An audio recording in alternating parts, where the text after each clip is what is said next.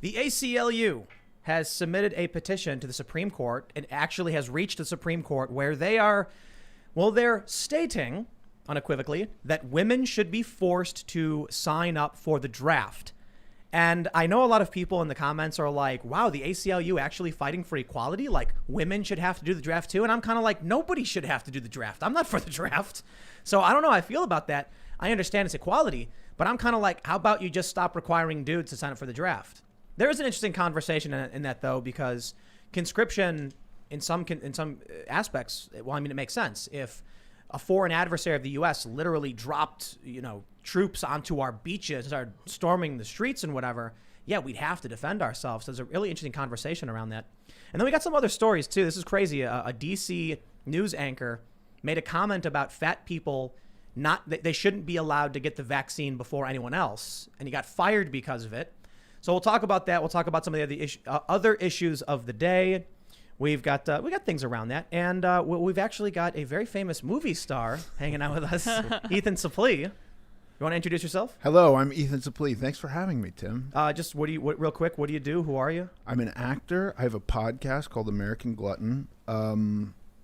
I have a movie coming out later this year, and I've been in some movies that maybe some people have seen, and TV television shows. That's right. Yeah. I think people are probably familiar with you, definitely. Yeah. And I'm wearing your hoodie. Yeah, thanks. It's a cool hoodie. I liked it. American Glutton is so the Ethan podcast, gave me this American Glutton hoodie, and I thought it was an anarchy hoodie. That's pretty American Glutton. But I'm like, I don't know, wear it anyway, So there you go. So yeah, definitely we'll talk about some stuff. I'm really interested to talk about Hollywood actually, because the way COVID has changed everything. Yeah. Before the show, we were having a kind of interesting conversation about what this is going to mean for like big A-list actors when movie theaters don't really exist in the same way. So we'll talk about that stuff. Sure. We also got Luke hanging out. I really like the colors of that hoodie. That's And those women better get ready because the United States just bombed Syria. Woo. And everyone's talking about a toy potato. So everything's going great. Welcome back, beautiful, amazing human beings. My name is Luke Radowski of wearechange.org. If you wish to support me, you can very easily by purchasing my shirts, like the one I'm wearing right now that says "The media is a virus," which you could get exclusively on thebestpoliticalshirts.com. Thanks for having me. That's a spicy shirt. It is. But it The is media honest. is the virus. Oh. Yeah, we got Ian. Hey, everybody. What's up? Ian Crossland, you know me. I got a NASA jacket on. It was a little cold up here, so we threw on the awesome hoodie in this thing. Yeah. I don't work for NASA or anything. Ethan's good to see you. Ethan was in one of my favorite movies of all time, Mallrats. I just found out. Yep. Yelling at that blowing poor my little mind, boy. dude. Do you remember who I was yet? Yeah, Okay, I keep good. thinking about it. I love it. Okay, good. It's one of the best scenes. I haven't seen it in like the little 15 boy's years, like, it's that a movie. schooner. And what do you say? Like, you dumb. I'm not going to say it. Yes. I call him a bad word. Yeah. That's not nice. It's a sailboat. I also attack Easter. That's right. Yeah, Yeah. the bunny. Yeah. Yeah. Brutal, vicious, What do you like, violent. punch it in the face or something? Do I punch Choke No, it I out think, or I think something? just Kick it? I been a might while. kick it. I don't actually been a remember. while. It has been a while. It's kind of crazy that Michael Rooker's in that movie, Yeah. and then he went into the Marvel movies for Guardians of the Galaxy, and it's like, man, that guy's been working forever. You know what I mean? Yeah. We Yeah. shot that movie 26 years ago. Wow. What was it like, guerrilla shooting, like on the scene under, or did you get rent out of mall? that they had money for, so we rented a mall in Minnesota, and we had basically the whole mall, and we would shoot at night. Yeah, but we had the run of it. That's Cool. So epic. Mall Right in on. America Super is what it was. Yeah, I had a scene with Stan Lee, which was pretty awesome. Very Oh, that's cool. right. Yeah. Yeah, man. The Wow. greatest. So cool. They got to get you in the Marvel movies next. Yeah, that's right. Or the TV shows, whatever they're doing. That'd be cool. We also got Sour Patch. Let's Yes, press I another am one. pushing all the buttons in the corner for Ethan Suplee. It's so super cool. Suplee. Excuse me. I gotta Suplee. get It's fine. pronunciation. We all pronounce it wrong. There we go. My friends, we have a really awesome sponsor today. Yes. Seriously, this is PocketNet.app. You can see the link in the description below. Click it, check it out, sign up. Over the past week or month, I have been becoming more and more fervent in my rants about the need for decentralized media to fight back against censorship, manipulation, these pressure tactics. PocketNet.app is that. They say on their website, no corporation, open source, nobody can take your subscribers away. All advertising revenue goes directly to you as the content creator, owned and self-policed by users like you. Join the revolution today. Again, one of the things that I've been stressing is that when we're dealing with the people getting banned, the infrastructure problems, how do we maintain an open and free internet? when even the best attempts at creating some kind of alternative network is still centralized in some capacity.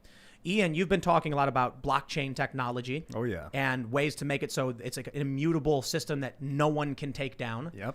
Oh, well, pocketnet.app. I know. These guys are on the forefront. It's awesome. Yeah. Super cool. And so seriously grateful that they would sponsor the show, considering how much I am absolutely stressing the importance of something like this. So guys, if you go to, right now there's not much there, but pocketnet.app/TimcastNews is going to start syncing all of my videos, which will make it so that the stuff can never be removed. My understanding is it can't be removed, and that's what they say. So, or they say no one can take your subscribers away at the very least.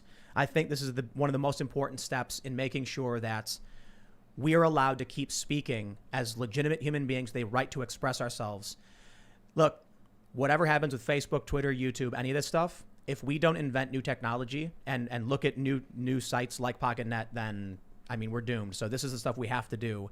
And I'm even moving towards some kind of open source plugins that you could use for websites to help embolden and strengthen this stuff. So definitely check it out, pocketnet.app. Seriously, very big thank you. And don't forget, sign up for timcast.com, become a member to get access to exclusive episodes and segments from the Timcast IRL podcast. And it helps also keep us alive in the event that we get purged. But let's just jump to the first big news story, and then we'll just roll with it. It's very simple. From The Hill.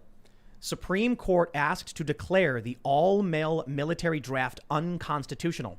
The ACLU issued a new petition saying women should be required to register for enlistment as well. They say a new petition issued by the ACLU has made it to the Supreme Court and aims to declare the historic male-only military draft unconstitutional, noting that the U.S. Department of Defense lifted the ban on women serving in combat in 2013. The petition specifies that the obligation for men to register upon turning 18 years old has yet to be applied to women. Quote, thousands of women have since served with distinction in combat positions across all branches of the military. The formal petition reads, the registration requirement has no legitimate purpose and cannot withstand the exacting scrutiny of sex-based laws that sex-based laws require. Rooted in this argument is the 1981 case Rotzker v. Goldberg, which argued that because American men are required to register under the U.S. law and women are not, the male-only draft is discriminatory and unconstitutional. The act gives U.S. presidents the power to require mandatory conscription of eligible adult males into the U.S. Army, but excludes women. Ultimately, the court held that the act does not violate equal protection clauses under the Fifth Amendment, and that the government is allowed to develop an army in times of national emergency. Now the petition asks the Supreme Court to overrule Rotzker v. Goldberg, since women are formally allowed to register for military service and in combat roles. And just as an aside, I don't want to derail from this story, we have the Equality Act being passed by the House, which would add sex to the 1964 Civil Rights Act. So as far as I'm concerned, ladies, start lining up and registering for the selective service, because y'all are going to be drafted. I have a question. I didn't realize that there was still a draft. I realized that when I was the age for the draft, I was obese and wouldn't have qualified. I also have flat feet. But did you guys all register for the draft? Yes. You did? Yeah. I don't remember.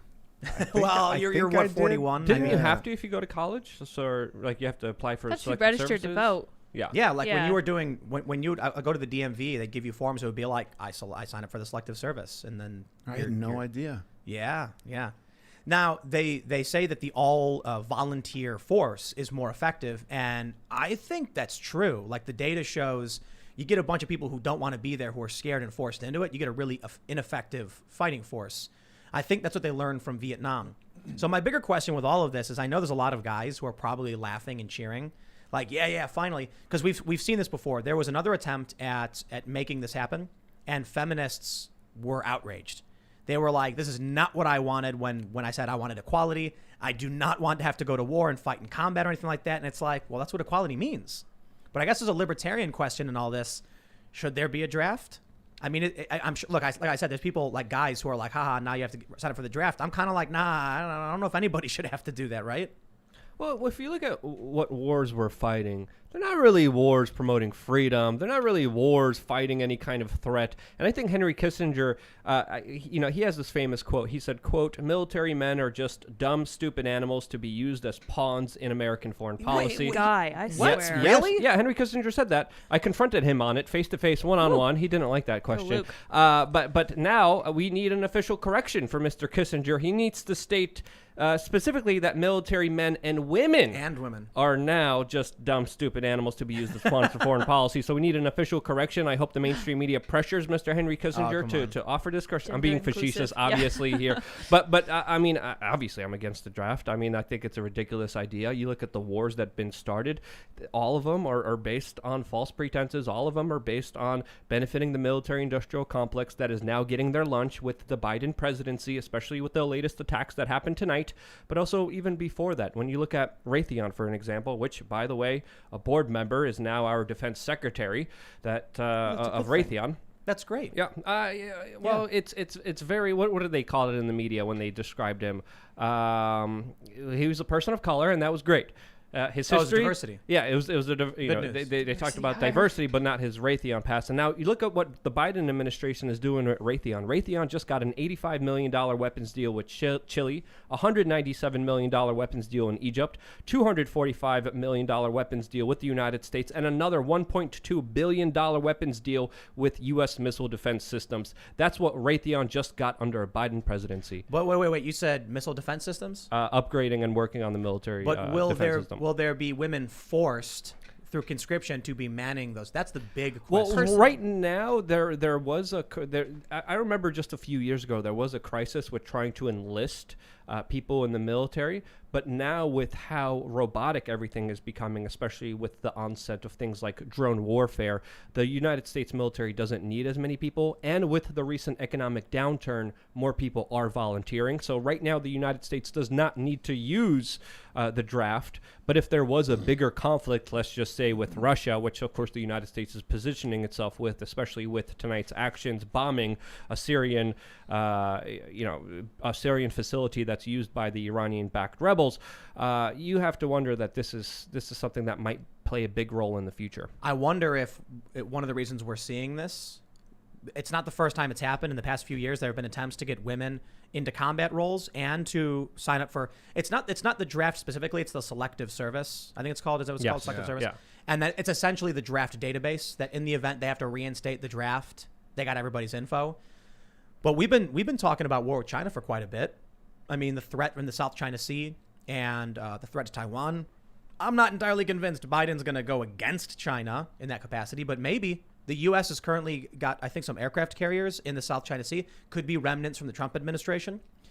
But we seem to be pretty close to war. I think, was it Vladimir Putin who said that we're in a period that's kind of like pre-World War II? You know, then we're looking, we see things like that. We see the money supply. I don't, Ethan, have you seen this stuff with the money supply skyrocketing? Yes. Just like printing money like crazy. So I wonder if they're basically saying we need to start preparing and putting together this database in the event that we got to go fight some people. You know, I'm really anti-war and really, really dislike the draft. I would have been, if I was Vietnam, one of those guys that fled to Canada probably because I didn't want to go. What's wrong with Mexico, Ian? You're not that old, Ian. Stuffed in a tube, go crawl through tunnels with a pistol looking for dudes with AKs waiting for me. Like, no. But you sure you want to be in a refrigerator for a repairman or something? Yeah, I don't want to get inside of a refrigerator for a repairman. Is that what you just said? I said, what? I said something like, okay. Wouldn't you have been a refrigerator repairman? Yeah, it would have been something like that. In the Army, you mean, I get it. But then they would send those guys into the jungle. You'd be like, I'm an engineer. Yeah, you're an engineer on the front line. It was terrible. But I see a value to the draft in that if we were invaded, you got to get people, you got to get them armed and get them in. And you're not waiting, hoping that they'll come to the defense of the country. I'm like, if we get invaded, but we don't get invaded. Yeah, we never have been invaded. Yeah, geopolitically, the United States is at a very, very big advantage compared to a lot of other countries where it's located. So we're in a very safe position, as well as many gun owners that, of course, also add another big national defense. And there was a meme showing all the crazy people that lived all over the United States, and it was a meme saying, this is why the United States never gets invaded. South Los Angeles, it was Koreans. Yeah, that's right. And then then other than that, it was Vatos, and then it was gang members in Chicago. It was Florida Man in Florida. Oh, yeah. Hicks in Texas. I forgot exactly all the other that's a good representation one. of America, Dude, but the yeah. Chicago police can't even take over Chicago. For real. Like, America the gang will stuff never in be there. invaded. Fifth generational warfare is the only way to really take over the United States, and I mean, believe that's- that's personally happening right now. Yeah, it is. Yeah. There was a really funny tweet I saw earlier where it was I think the website was the Gray Zone, which is like anti-war leftist, and they tweeted information war is real, and Twitter added a label, this information may have been obtained through hacking. Wow. And then it's like Twitter literally proved the point that we try and call out these big military firms and the manipulation and the propaganda. Twitter itself is like, this is propaganda. Ignore this. There's nothing to see here. So yeah, you know what? Like, I brought up China and potential for war. I think you'll just see skirmishing. Skirmishes, some little hot back and forth maybe like Hong Kong. If China goes for Taiwan, it's not going to be. Well, it might be. I'm not entirely sure, but I think you're right in that. Luke, we've been talking about fifth generational warfare. Are you familiar with what? No, I don't know what fifth generational warfare means. Basically, we're past the point where violence is effective in allowing someone to gain control of a population. And what we're seeing from that is, like with the culture war in the U.S., victimhood is power. So if you victimize someone, you lose legitimacy. So what we're seeing now, manipulation, propaganda. Convince populations to join you through information, manipulation, big tech companies, etc. It's going to be way more effective than, physically punching somebody. Right. And also push self-destructive tendencies, and also push things Right. that ultimately destroy a nation through destroying their youth. And if you look at our youth, I mean, I did a video about this today, record high suicides, especially in places where there's the most strictest lockdowns. And there's even court cases of major people arguing we need to bring back the schools because kids are going to keep killing themselves in record numbers like they already are, which is absolutely The crazy. lockdown stuff's Yeah. getting real bad. I mean, how would you rank Americans? I mean, I think you're our age. Throughout the years, I think it's safe to say that things haven't been going that well for the American people. I think I'm a little older than you guys, How but old are you? 44. Well, you're a little bit older than Ian. 41. But you're 10 years older than me. Yeah, there you go. Thank God. I thought you were going to say, no, we're the same age. And I was going to be shocked. Yeah. At the end of the day, I think that all of the things that we think of as having power in America are all just ideas. And so if these structures, I think that the way to dissolve them isn't through war and violence. For real, it is just to convince people. That's exactly what Yeah. fifth generational war is. Yeah, but I think like if you look at how the USSR kind of dissolved, and it got really rough immediately following the dissolution of the USSR, and there was a lot of scary stuff happening over there. Yeah. But people just went like, I don't want to do this anymore. Yeah. It was a loss of confidence. Right. I'm worried about that for here in the U.S. Like if people stop believing in the legitimacy of government or of institutions, it's not about whether or not they oppose them. Opposition is not the opposition is not the opposite of confidence. Indifference would be. So if you've got people who are looking to the U.S. government and they're saying, I believe in this government, in that it's strong and capable, and you must abide by its laws. And honest. That's a big thing too. And well, if people view it as not honest and they come to oppose it, the opposition is still rooted in the idea that the government holds power and is legitimate. But let's say there's a system that people find they're indifferent to, so they outright ignore. That's when government actually collapses. Yeah. I agree. Well, the thing is, there's a lot of people losing confidence in the system because of all the dishonesty. There was a great article. I forgot who wrote it. I forgot where I read it, but it said the reason we have things like theories about government. Can we even say that word? The C word. Yeah. Can we even say the C word? I don't know. What's the C word? Well, we want to be Conspiracy. Yeah. Oh. Yeah, So- YouTube downranks like severely anybody who talks. Yeah, it's so. I was trying to think of another word for it. I threw it to you because you're great at that. I was like, but when you look at a lot of the conspiracy theories, that they're kind of rooted in a lot of the bigger government lies, and there wouldn't be as many of them if the government was just honest with us. And let's be honest, they're not honest with us in so many instances, in so many different ways, whether it's war, whether it's health, whether it's diet, whether it's the food chain, whether it's big industries like the sugar industry. We have a lot of problems with mainline institutions that profit off of our suffering. And talking along the lines of fifth generational warfare, I think it's very fair to say that a lot of people have been convinced to make very bad decisions for themselves. And I think that's an understatement when you look at our modern day society and where it's heading right now. Well, let's play devil's advocate and say, when talking about the draft and specifically, refresh me on what your point was, because I want to make sure I get it correct. Well, the larger point is people are making really bad decisions for themselves, and they're hurting themselves for the benefit of the very few that have no allegiance to the United States. So just like playing devil's advocate, if we did end up collapsing and people did lose confidence, Ethan, you mentioned things got really bad post-Soviet Union, the oligarchs came. Isn't there a benefit to having, even if it's bad? And again, playing devil's advocate here because I'm not a big fan of big government, but what are the benefits to having a system in place that may be oppressive but still functions? There's safety and security. But by the way, it got bad there. It doesn't have to get bad here. I think there's a weird thing that happens in America with the media and with government and stuff like that. The blue and black and white and gold dress. Do you remember this? Right. And then Laurel Yanni, how people can actively experience objective reality differently. Now, when my kids first showed me this and said, "What color do you see?"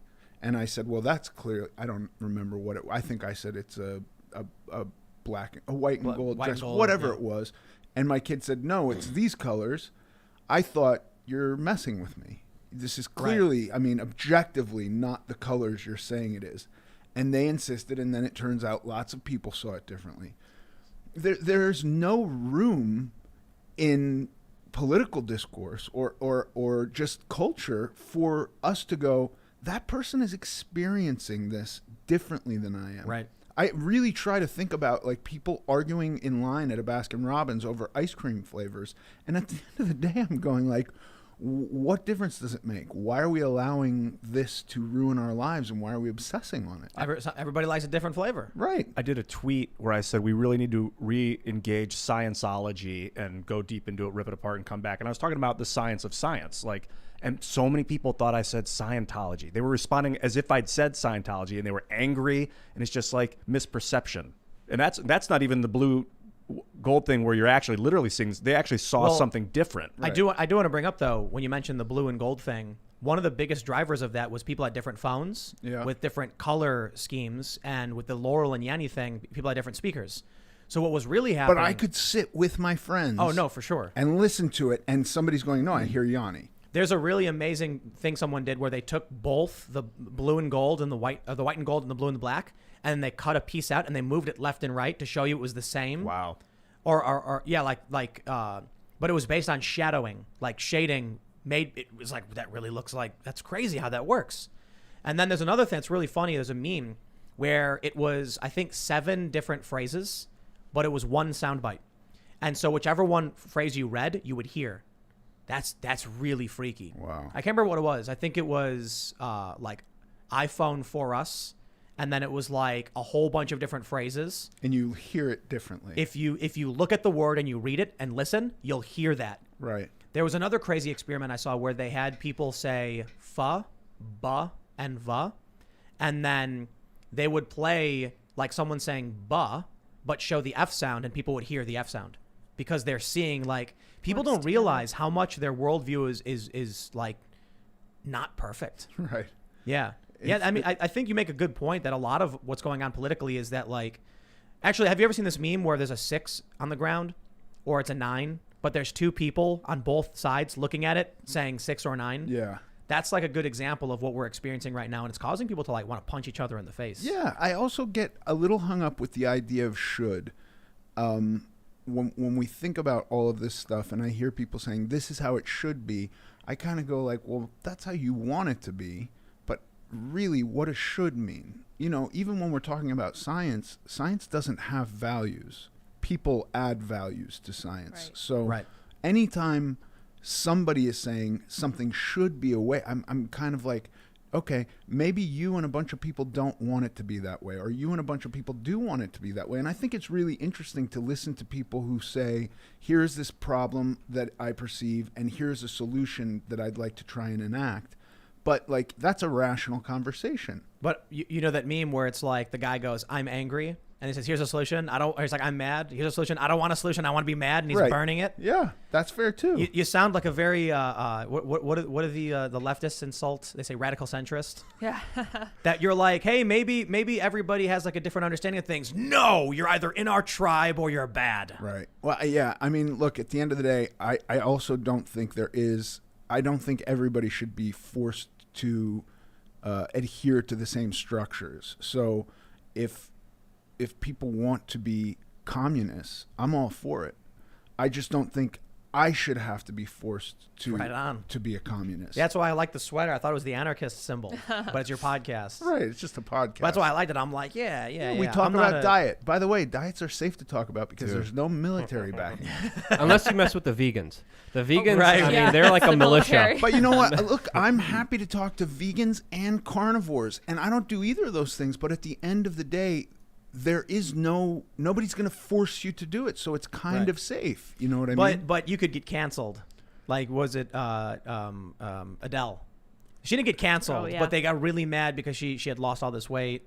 And again, you know, just for everybody watching, it's like I think a core component of your podcast has to do with your, you know, health and wellness and weight Yeah. loss transformation stuff. For sure. Yes. I think Adele was a hell of a lot more famous than me, so that's a tick against her for like she's already on more fragile footing. Also, I'm a dude, and we have to deal with that stress in much different ways than gals do. Definitely. And she was kind of, you know, and I think it's really awesome. I really like Lizzo a lot and what Lizzo talks about, but I think Adele meant something to a lot of people. So when she stepped out of it, it was crushing to them. But I think Adele should be able to do whatever the heck Adele wants. I mentioned this to you before the show that I knew people when I was younger that were big fans of you. You know, you're in these movies and you were very, you know, overweight, is it, or obese? I was whatever. Yeah. You can't offend me with those words.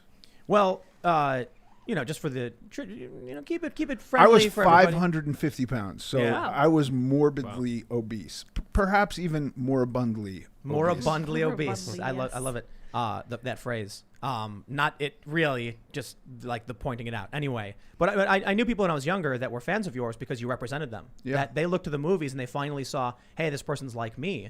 And I think that's really interesting, especially what you mentioned with Adele, because it was probably the same thing. Yeah. There are a lot of young, overweight women who see that she's famous and successful and talented, and then she sought to lose weight, probably because she wanted to be healthier and take care of herself and live longer and all of these things. Make people feel bad, I guess. Yeah, I've definitely had some people say I preferred you fat, and I just don't care. Like, because I want to be the way I'm. I had been wanting to be the size I am now for so long that like how you want me to be doesn't really matter. And then I will say, the flip side is there are a ton of people out there who also have goals that maybe they haven't achieved, that they look at me and go like, I wasn't even necessarily that heavy and he did this.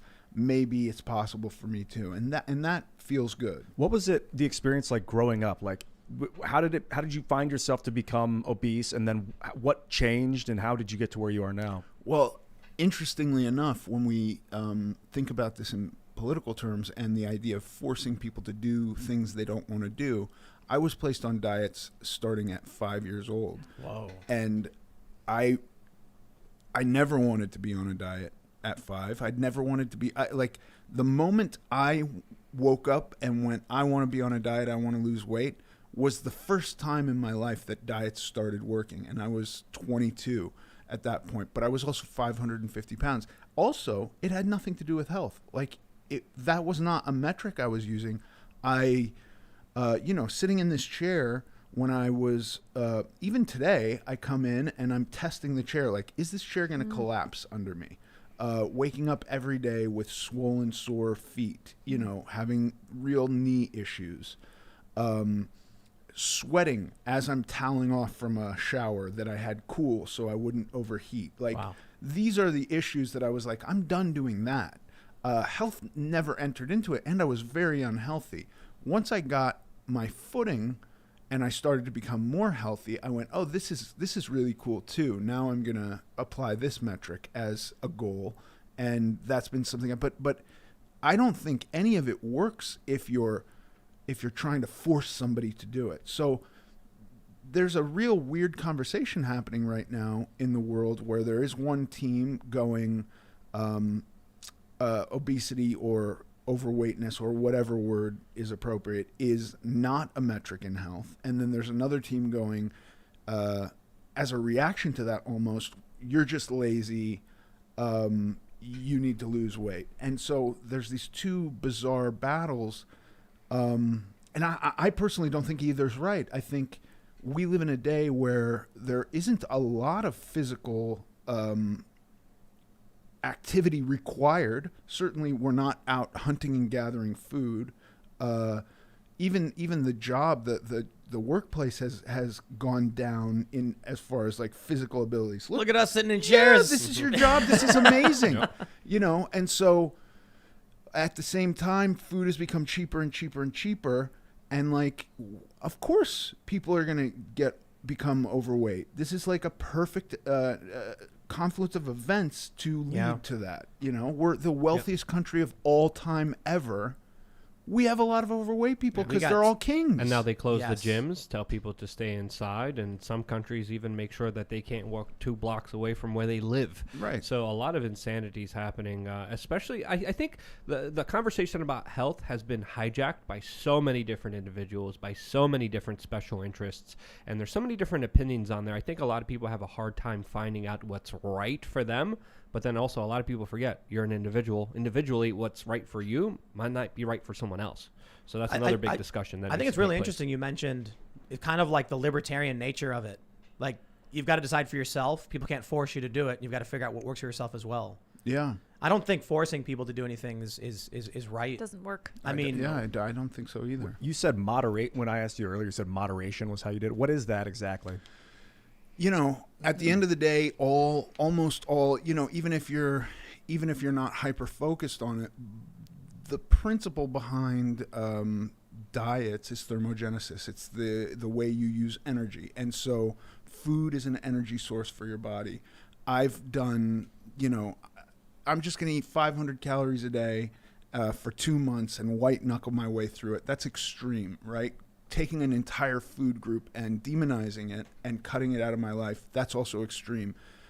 At the end of a few years ago, I found like if I just spend some time counting calories and figure out, because I actually had no idea what my body required. I would cut out carbs, and then after a while I wouldn't lose weight anymore because I was eating too much steaks and avocado and butter, right? And then I would just have to start reducing that without thinking about it. But I'm going like, if I want to lose weight, I have to eat less. And then I start losing weight again, which is kind of against the principle of the keto diet, where you're supposed to just be full from eating a bunch of fat. yeah. But at the end of the day, the way your body consumes excess fat is by feeding it too little. Now, if you go really extreme, the vast evidence is that you're going to relapse. Very few people go very extreme, do it very quickly, and then have that as a sustainable achievement. You need to set a habit. You need to create a routine and then turn the routine into a habit. And the people who do like crash diets and stuff, they don't. They're forcing themselves, and then once they get to their desired goal, their habits return. So it's really about, I think, what do they say? It's like 21 days. Just set a habit. I've set a heard habit that too. Something like that. Yeah, and you know, the other thing is, there's just a lot of nuance in here. I can also empathize with the idea of like when you're ready to do it and you wake up one day and you go, oh my God, I can't be this weight anymore. It's hard to breathe. You know, I'm sweating all the time. My feet hurt. My back hurts. You want it fast. You want to, you know, as I wanted it fast. You want to get that weight off as quick as possible. Yeah. It's very hard to like take a step back and go, this is going to take a lot of time and a lot of hard work. That's a really hard proposition to make for people. And also rewinding a lot of the kind of establishment conditioning that's brought on to people that starts off as their children in school. If you look at a lot of the school lunches, they are absolutely horrible for you. If you look at that food triangle that the government recommends for you, it is absolutely horrible for you. If you look at a lot of the fat that's being banned and not used in large supermarkets, that's because of a sugar industry banning it for you, and then the larger consequences of that are not even talked about. What do you see, though, is you see a lot of McDonald's commercials, you see Pepsi commercials telling you to get a COVID test, you see government officials telling you wear a mask, social distance, but that's it, predominantly. And I'm like, where's the go outside? Yeah. Like, go for a walk, get some exercise. Where's the sleep? Where's the meditating? You know why I always wondered why it is they put psychoactive stimulants in our sodas, and I'm like, it really is a sweet deal for these fast food companies. You get a Big Mac with extra sauce and an extra large supersized fry or whatever, and then you eat it, and it makes you feel miserable. So then you guzzle down a half gallon of soda chock full of psychoactive stimulants. You better be careful. Be careful, Tim. The thought police are going to go after you for attacking Coca-Cola now. So Coca-Cola. Be careful. But no, I remember when I was younger, I'd be like watching someone eat this really awful food, and then they would go, "Oh, I can't move," and then they would take the 2-quart cup of Coke or Pepsi and then chug it and be like, "Now I feel good." And I'm like, "Yeah, caffeine is a stimulant." You know what really blows my mind? You guys ever see those commercials where it's like a really big fat guy and he's like eating a giant pizza with his friends, and then he goes, "Oh," and it's like, "Do you have heartburn? Take this drug." And I'm like, "Dude, stop eating the pizza. It's like it's hurting you." Yeah, nonstop commercials and all these other supplements. Take that. I remember being in Kentucky once and seeing at a diner this morbidly obese family, and instead of like regular drinks, just standing on their table, they had those huge soda bottles, and they had an infant baby, and the infant baby was obese too, and they were literally giving the baby the Coca-Cola like this. Gosh. The baby was. I'm like, I lost a little bit of hope in humanity. Yeah. My hope is still there. I'm very optimistic, but seeing these really large people feeding their child abuse. just all the Coca-Cola. But hold on. There's serious problems here. I mean, what do you do? Michael Bloomberg wanted to ban. Didn't he try to ban large sodas, or did he actually do it in New York? He tried. I don't think he was successful. I can't say that I think any food thing is bad. I think it can be used in a way that goes against how you want it to act in your body. But at the end of the day, I think that's up to us. You know what I mean? Like, we didn't all out ban cigarettes other than San Francisco, but like they taxed the heck out of them. And they bar. You can't go into buildings anymore with cigarettes. So they found a way, make it so you can't smoke. Yeah. I mean, I guess it's because it's unhealthy to other people. But at the end of the day, we still allow people to smoke. You just got to go in the park and not stand near anybody. Right. And then you can have your cigarette. Well, everyone's vaping now too, and then they banned that. Right. I don't think. Look, there's a Ron Paul video we referenced the other day, and it's just one of the greatest videos ever. Did you see this? From 1988? Oh, it's just so good. He's talking about the government shouldn't regulate drugs because the government can't make you a good person. You have to choose. And then at the end, he's talking to some guy, and he's like, the government's not going to make you a good person. How about the government puts you on a diet? You're a little overweight. And then everyone in the audience is like, boo, boo. And I'm like, but he's making a good point, man. But they also shouldn't subsidize drugs. Like that sugar industry, the aspartame industry, and the high fructose. They're subsidized? If the government's going to get involved, there's going to be an underground mafia market of people selling large sugary drinks everywhere. Prohibition doesn't work. It never did work, no matter what it is.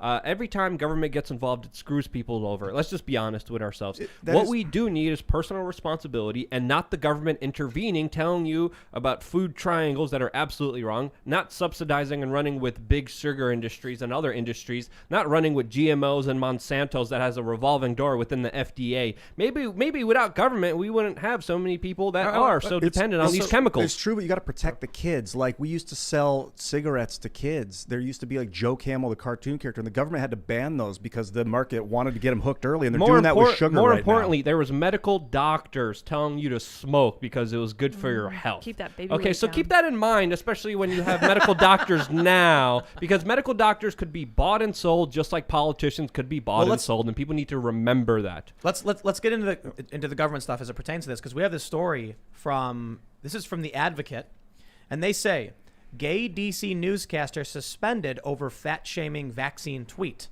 Blake McCoy tweeted that he was annoyed obese people were getting access to vaccines. Now, I wonder if they have the actual tweet.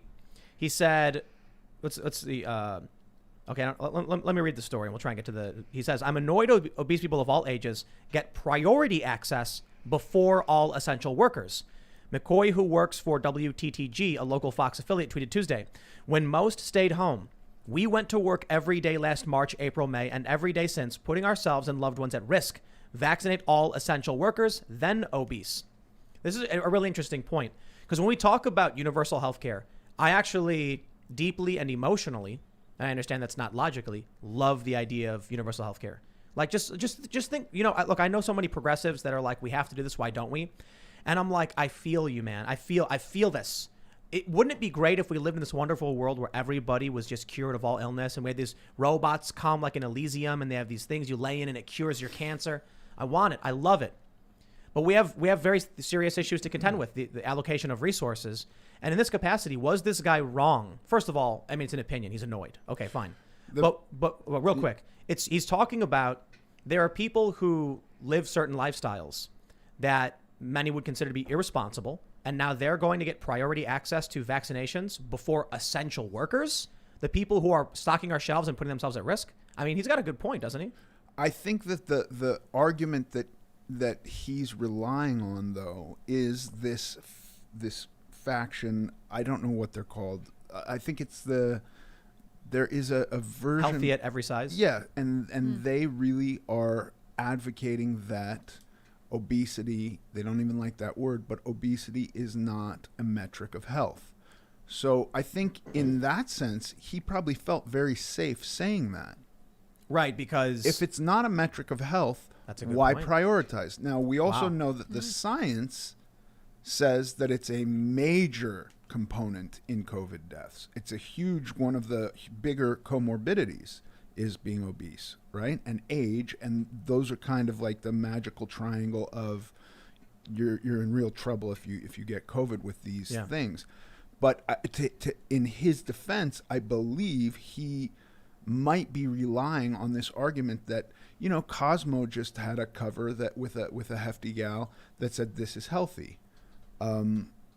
This is becoming more of a mainstream idea. Yeah. Yeah, it's literally a woman who is, we have it right here, Cosmopolitan. This is healthy. Oof. 11 women on why wellness doesn't have to be one size fits all. I'm fairly certain she's morbidly obese. Well, here's the thing. I look at that and I have so many reactions. Number one, I was overweight. So I know anytime something like that happens, you're going to have a ton of people going, she's fat, she's lazy. And this makes me feel like, that's not fun, right? As a person who spent most of their life overweight, that's not a fun conversation that's going to be brought up over and over and over again, which this was when it came out. The other thing is that gal might be healthy as a person. However, I understand this is marketing. If you had a picture of a cowboy with a cigarette and it said this is healthy, we would all go, they're saying the cigarette is healthy. So that is clearly saying being overweight is not a metric of health. Scientifically, that's not sound. Now, however we want to value that, I don't care. If you give a shit about this thing or you don't, it doesn't matter to me. I don't think that health is the be-all, end-all of like everybody should be healthy. Not necessary in my view. Well, that's one of the biggest hurdles to universal health care. And Ian brings up quite a bit because I should consider this more often, but if we're going to say we're going to be allocating, $1 trillion, in a certain amount of time period to fund healthcare, and then you have a lot of people who are morbidly obese, eating too much, not exercising, and riding around on rascals, that's going to strain the healthcare system. It is a metric of health. It does contribute. And so everyone else has to then pay for that. So you'll hear a lot of people say, listen, I'd love to pay more taxes to provide for better healthcare for everybody. But does that mean I'm going to be paying for people and incentivizing bad behavior? Well, in that scenario, would people who smoked be relegated to a lesser tier of healthcare? I think that's where things get scary because people say, you create second-class citizens. Now, I think more worryingly would be if you adopted Bernie Sanders' plan, which is to abolish private health insurance. I'm not for that. I think we need like a base level care. A lot of people say we have it, but no, there's medical bankruptcy. We need a base level care, and then we need supplemental private insurance. But I think a lot of people would argue you can't have universal health care and then tell people they're not allowed to have access to it. But I do think it's a good argument. You smoke cigarettes, okay, well then you're going to get, you're going to be pay a premium or something maybe. The challenge is how many things will we add to the list of detriments in your plan? So let's say we tell everybody you're going to pay a 3% tax, per year or whatever to cover universal health care. It'll probably be way more than that, to be honest. But let's say it's 3%. Now, if you smoke cigarettes, it's 5%. If you're obese, it's 5%. If you smoke cigarettes and you're obese, it's 7%. You got to pay more and more and more of your income to cover those costs. Then, what else do we add to the list? Do you drive fast cars? Do you like jumping off buildings? And then you'll find there are fit people who are like, dude, just because I like riding my bike, now I'm at risk. And then you're just talking about taking the private insurance that already does this and turning it into a government institution and getting rid of competition, which just in the end doesn't make sense. Yeah. And It's destroying everything and making it worse Right. for everybody by making a DMV-like system. I remember a few years ago hearing a story about a teachers' union planning to put teachers on Fitbits and these like health watches, and they had to have a number of steps per day and to have a number of physical activities per day if they wanted their medical insurance. And if they didn't, they wouldn't get medical insurance, a part of the larger teachers' union. Wow. So I remember hearing stories about that, and that's more likely what's going to happen with the larger kind of technocratic overlords that are becoming our rulers of our daily lives. And you're going to have to probably tell the gospel of Dr. Fauci. You're going to have to do 5 Hail Marys to how beautiful and amazing government is. Then you're going to have to do probably a mile walking, doing hard labor in some of the gulags, and then you'll get free health insurance. So my prediction for the future is that, personally. Well, this is I Googled it. CS Yeah. Monitor says this was back in 2018. A proposed. It's telling me.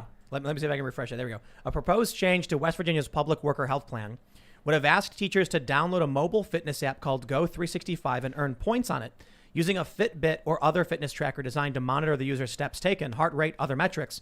Those who declined or who complied but failed to earn enough points would face a penalty of $500 each year. Does that make sense? Yeah, because they did this at my workplace. So I worked at a hospital and they were able to offer us health insurance at a discounted rate. You would go in and they would take your measurements, and if you were within the parameters for cholesterol, for weight, for blood pressure, for all these different things, they would give you a discount. So it was like subsidized through them, and then it was even less expensive if you were healthy enough. If you were over, they would help you find a way to solve your problem. They would help you lose weight. They would help you get your cholesterol under control. And if you weren't able to do that, you would just pay more for health insurance. And now combine that with the Elon Musk brain chip, and we're going to be cyborgs that And are there going you to go. be That's right. ruled That's by it. the That's technocrats. that's how the Borg started in Star Trek, right? Everybody knows the Borg. You know the Borg, right? They're the robot people who are like, resistance is futile. You will be assimilated in Star Trek. Data wasn't a Borg. No. was He was an android. And so the Borg character in Star Trek is basically, it's this big cube. They have cube ships that fly around, and they'll see like other humanoid aliens, and then say your technology and culture will be assimilated into the Borg collective, and they're all a hive mind of like non-individual. The backstory, as I understand it, I could be not a good enough Trekkie on this one, is that they were a regular human-like species, and they kept implementing medical technology to improve their well-being and linking themselves and networking until eventually it formed a hive mind, and they became this zombie-like collective that consumes people. So you might think it's silly when Luke brings up the Elon Musk brain chip stuff, but they very well could do in the future say, listen, if you want access to the healthcare, we need to be able to track your health. You need to get the neural link. You need to get the implant. I mean, you could argue that us being so wired in Twitter is like the zombie hive mind already, like definitely. tier 1, Yep. And we're resistors. Like we're resisting the whatever faction it is, not necessarily right wing or whatever. Those who resist the mainstream are those like pushing back against the hive mind culture. Those who just follow along do what the media says, don't question, versus those who do. Sure. Yeah. Well, already we live in a society where insurance companies data mine social media posts in order to deny people coverage on whether it's health or real estate or even cars. So there's already elements of this that are extremely creepy, especially when you look into the metadata that Facebook has on you, that Twitter has on you, that Google has on you, that is absolutely frightening. And when you calculate society to such a controlled level, it is bound to become dystopian and out of control and something that there's Hollywood movies made about, but when it's happening in real life, people are going to be like, oh, this is good for you. Ethan, Yeah. did you know that Facebook knows when you poop? I don't have Facebook. Yeah, you do. Good, man. Yes, Do you I? do. You do have Facebook, yes. And it still knows? You do have Facebook whether you signed up or not. Yep. And it does know. If you're my friend and I have your number in my phone, Facebook has your contact, has your information, has you databased in their system. It's called a shadow profile. That's Yep. not fun. So, Yeah. so here's what ends up happening, right? So your mom has you, well, probably listed in her phone as your name. Yeah. But you might have her in your phone as mom or, mother or whatever. Then you've got a significant other or a friend. Your sister has you in as maybe just, Ethan, or maybe she puts like Ethan bro or Ethan brother or something like that. When they sign up for Facebook, Facebook says, would you like to help, we can help you find your friends. And they go, you got it.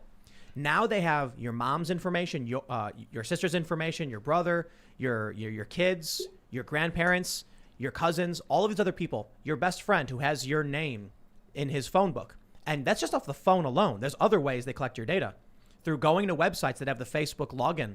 You'll go to a website and they'll say log in through Facebook. Facebook has an app that's tracking your data. Right. So the interesting thing is they'll take your phone, your phone number, when you log into Messenger, not you specifically, but someone, and they'll find a phone number that says mom.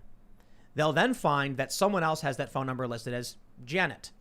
They'll then have that phone number listed by someone else as secretary assistant. And now they know, Ethan's mom is Janet. She's a secretary assistant or whatever. And then we can look at the area code so we know where the phone is from. We can track its location. These people all interact with this person. It's happening in this place. Even if you don't sign up for Facebook, they collect all that data from other people about you. Wow. And you never consented to that. Right. So I don't know if they know when you poop. Right. But if you've got Facebook on your phone, they know when you poop. Right. That's disturbing. What are your social Well- medias that you use? I use Instagram, and then I always click the button post on Twitter, but I don't really use Twitter. Instagram's owned by Facebook. Right. So you have Facebook. So I have Yeah. Facebook. Yeah. They know when you poop. Yeah. I use that example because it's the silliest, but still a violation of people's privacy. Right. And you got to understand, they know the other things you're doing. Private things at home in the bedroom. They probably know. The craziest thing is, you might not realize this, but there's little things you do that you don't understand correlates with certain behaviors. So you might go on your phone and look up, 3D illusion sailboat, and they know that people who do that actually correlate with people who like eating pepperoni pizza.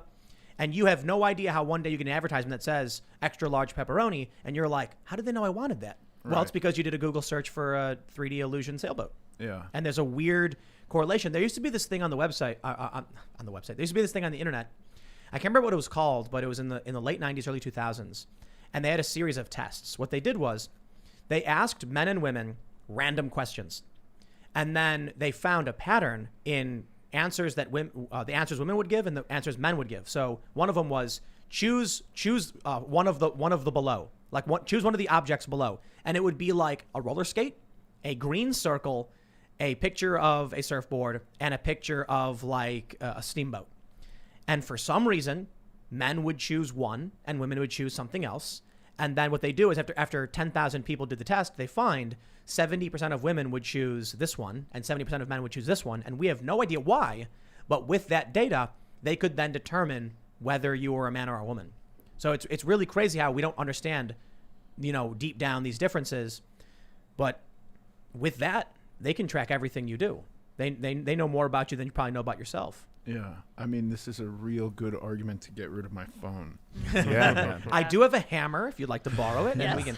We are can- close to the we can woods. Hillary We could Clinton just it. give up on society and start a new Head out to the- civilization. yeah, there's Right. Real the- close. Far We're away. basically in the woods, man. The mountains and the woods and all that stuff. I mean, but honestly, with everything that's been going on, it's one of the reasons why I decided to get away from these cities and move out to the middle of nowhere. I tweeted about this earlier. We have this story. Let's just go for it. Here we go, everybody. The pod people. The New York Post says high school band uses individual tents to keep practicing during pandemic. It's a bunch of students standing in.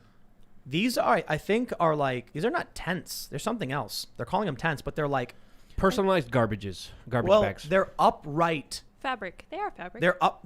You ever get one of those like laundry hampers made of wire and it like pops into place? Yeah, Imagine one of those. that, but big, and you're standing in it. How does the guy playing the trombone do this? Uncomfortably. I saw a like picture of it. standing at a weird It's, like, angle. wedged in there. This is crazy to me that people are doing this stuff. And it was funny because, as I mention this often, I learned from the best, Michael Malice, on how to properly tweet. You tweet in ways where you leave it ambiguous enough to where it can be interpretable, but you still express your either disdain or support. And I said, if people are doing this, you're insane. But you know what? At this point, I don't care what you do. Do whatever you want. I'm gonna go over there in the middle of the woods, and I'm gonna, get a little. Chickens? I got a bow and arrow. We're getting chickens. Yes. I kept saying this. You know what? I'm gonna go buy chickens. I tweeted, and then I bought some chicken coops. We'll get some chickens. And I look at the stuff. It was funny when I had a bunch of people say like, "You're so dumb, Tim. Do you think the students should spit on each other?" And I'm like, they should not go to school. If it's seriously that bad, don't put them in this ridiculous. This is so ridiculous. I gotta say, I hear this and I think, thank God, some kids get to go to school. Right. Yeah. Because we don't have school in California right now. Yeah. But I understand that too.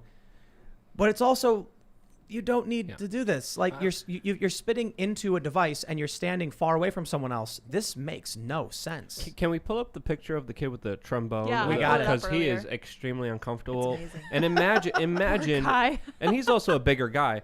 But imagine paying the state to treat your children like this. This is absolutely absurd, and we wonder why kids have a mental health crisis. This is a part of the reason. Wired actually had a very good article today that I was reading, and it's titled, "It's Ridiculous to Treat School Children like COVID hot zones."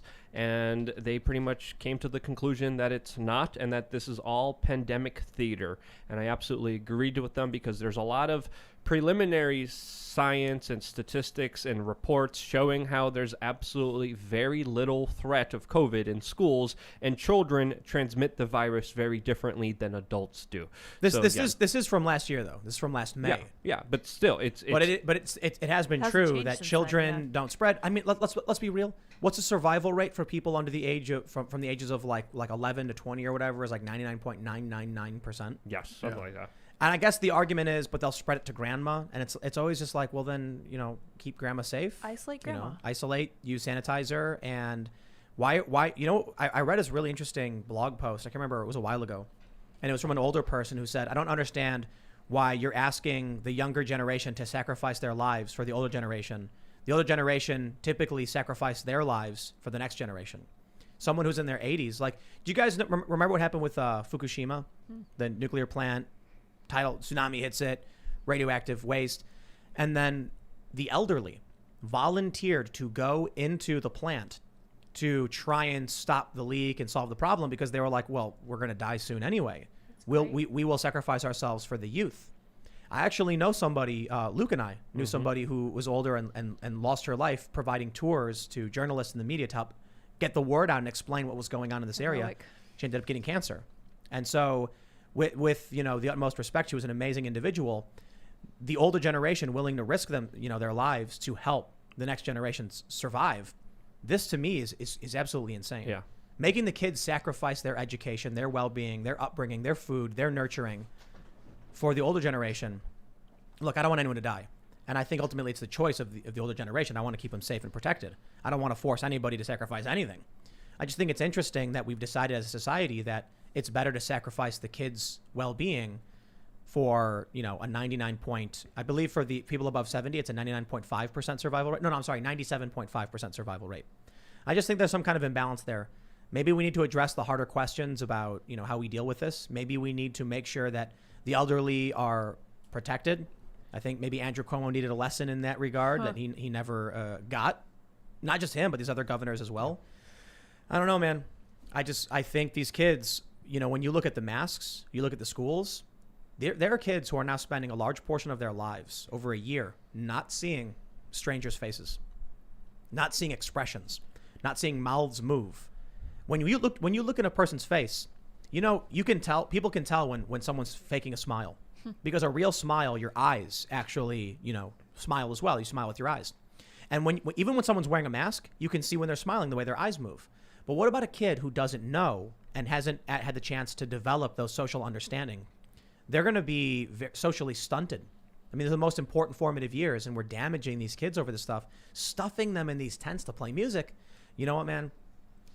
If it were me, I wouldn't even go to these schools. When I was 14, I went to high school for about 2 months, and then I just one day was walking to school, stopped, turned around, and went home, and that was it. Do you kind of want to hear what it sounds like when they're playing in the tents, though? Yes, I do. Yeah. I'm a little curious, yeah. I wish there was videos of this. Yeah. But you bring up an important point. First of all, that Fukushima trip was insane. I don't know why I went with you, but we did. Second of all, it's Hopefully we don't get thyroid cancer. Yeah. Yeah. So that gives me a little bit of Thanks for anxiety that, as well. Tim. Thanks, Tim. Thanks for reminding me about it too. I try not to think about that. But when we talk about these school children, a lot of them who do get the chance to go back, they're forced to social distance, they're forced to mask, but they're also in some schools forced to wear tracking beacons that go off if they get too close to other students, and they get in What? trouble and they get punished by standing or walking too close to other people. So that's the level of absurdity. Imagine going to a school in your developmental years are authoritarians screaming at you not to be close to another human being, or in some instances, like in Buffalo, telling you that all white people are racist. Just like the story that we covered yesterday. That's why, again, I'm a big proponent of homeschooling. Homeschooling networks are something that people should look into. I know it's very difficult for people to raise children independently, but there's networks out there that let you do this in a way that's very cost effective, that saves you a lot of time, and also lets you be a part of a community that teaches your children the values that you believe in personally, rather than, of course, having a government come in there and scare the other crap out of your children. So I think everybody here seems to be fairly on the not big fans of government scale, I suppose. I don't want to say anarchist. Luke is definitely the resident. you say government, I just don't feel good. I just don't like stupidity. Like this, they found COVID in an ice cream factory in China. There was news that, I don't know, thousands of ice cream tested positive for COVID, that it was living in the fat cells. And you're saying that like the greatest comorbidity is obesity, where there's a lot of fat cells. So that they're obsessed with the air and transmitting it through the air when there's evidence that it's in the food is completely you have to breathe. driving me insane. You have to breathe it in, though, right? No, you don't have to breathe. You can eat it too. You can get COVID from eating it. Apparently, that's what was happening with this. Why they were recalling all this ice cream. Weird. I thought it was I a had not respiratory heard thing. that. Yeah. Yeah, which is odd. You would Well, think no, that maybe but- the media but- would be like, red alert. No, but Ian's right, because in China they do the butt swabs. Yep. It's in your digestive tract. You heard about that, right? There's I reports of did. I didn't read a proper report. I saw. You probably don't want to. Right. But like the joke I made was, shut up and put on your mask, otherwise the butt swabs are next. There's some preliminary reports that U.S. diplomats were forced to get those swabs up there. You know what? No. Yeah, I saw that. I haven't seen Their it confirmed. butts? Haven't seen it confirmed, but I'm seeing some reports right Wait. now. You said you know what? Are you saying butt or hoo-hoo? No. They're buttocks. Oh, okay. Yeah, they're so there's reports of U.S. diplomats being forced to do this. Haven't been family confirmed friendly. yet, so we're looking up. I'm Yeah, I saw trying to that. verify this as we're speaking right now. Americans being forced to do it. I wouldn't be surprised. The Gateway Pundit reported on it now. How are you handling? I'm checking out the sources. How are you handling family life through COVID? You got kids, you said earlier. I have kids. In the beginning, we didn't know what was happening, and it was real scary, and we didn't leave my house. And I have 2 kids in college on the East Coast. They came home, and we just kind of hunkered down, and then we figured out how to live. I think, as a person who doesn't do well with the imposition of somebody else's rules, I also look around and recognize that there have always been rules. And the happiest I ever feel is when I'm just trying to succeed despite them, if that makes sense. Yeah. So, everything's not the way I want it to be, but it's kind of just like a new game to navigate. I think that's one of the smartest ways to look at it too. You know, that one of the ways I've always treated it is I'm not super concerned. I'm definitely concerned when we see the rise of authoritarianism. I know I can survive it. I know that, you know, I'm clever enough to find my way through the new rules to make things work and all that stuff. I do worry about other people. I also worry about the principles of the matter. You know, people have a right. People have rights to be free, to speak their minds. And so there are definitely problems in that regard. We have to have we have to have like a baseline of when we go too far to not allow something like that. You know what I mean? Yeah, no, totally. I don't know. I think the way I try to think about it is the way I want it to be. It's not always going to be the way I want it to be. It's never been exactly the way I want it to be, but that's fine. I try to give people the benefit of the doubt and go like, I believe people are basically good and that the intention is safety. You know, maybe not for Raytheon. I don't know if I don't know if that's their intention. It's kind of the opposite of their Right, intention, but you know? for the most part, I think you have, but I think you could look back through history and pick any of the things we call atrocities that are atrocities and go, somebody had in the beginning the intention to keep some group of people safe. Well, look at, what was it, TNT? Dynamite? Or those are different, I think. But Alfred Nobel, right? He invented it. And what had happened was, I could be messing the story up. I guess the intention was to help mining. You basically, instead of having people get trapped and just, you put the bombs there and you walk away and then kaboom, and then there you go. It's been done. And then people were using it as a weapon.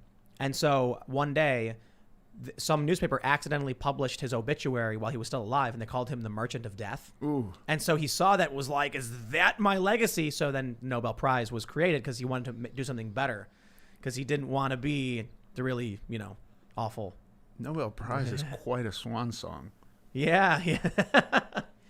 But it's like, you know, whatever your intention is for your creation, it can go in a wrong direction. Right. No, totally. I think, but I think about that too, like the things that I would be most critical of with government. I try to give them the benefit of the doubt and go, somebody has a concern and they're trying. You know, I don't know that that's always true. Right. It's hard to say that, but even like, you know, our economy crashes and burns if we don't enforce the petrodollar. Right. A lot of people don't understand this. You know, this is a really good point, because people are talking big right now about Joe Biden bombing Syria. It's big news. We did talk about it a little bit. And I tell people, you realize that when the U.S. is going to war in like Middle Eastern countries, it's not, you know, you'll hear a lot of left-wing activists say Americans just want to blow up kids and stuff like that. I'll joke and say something like that, like, you know, oh, who else is going to do it? America loves doing it. The reality is these special interests want money and resources.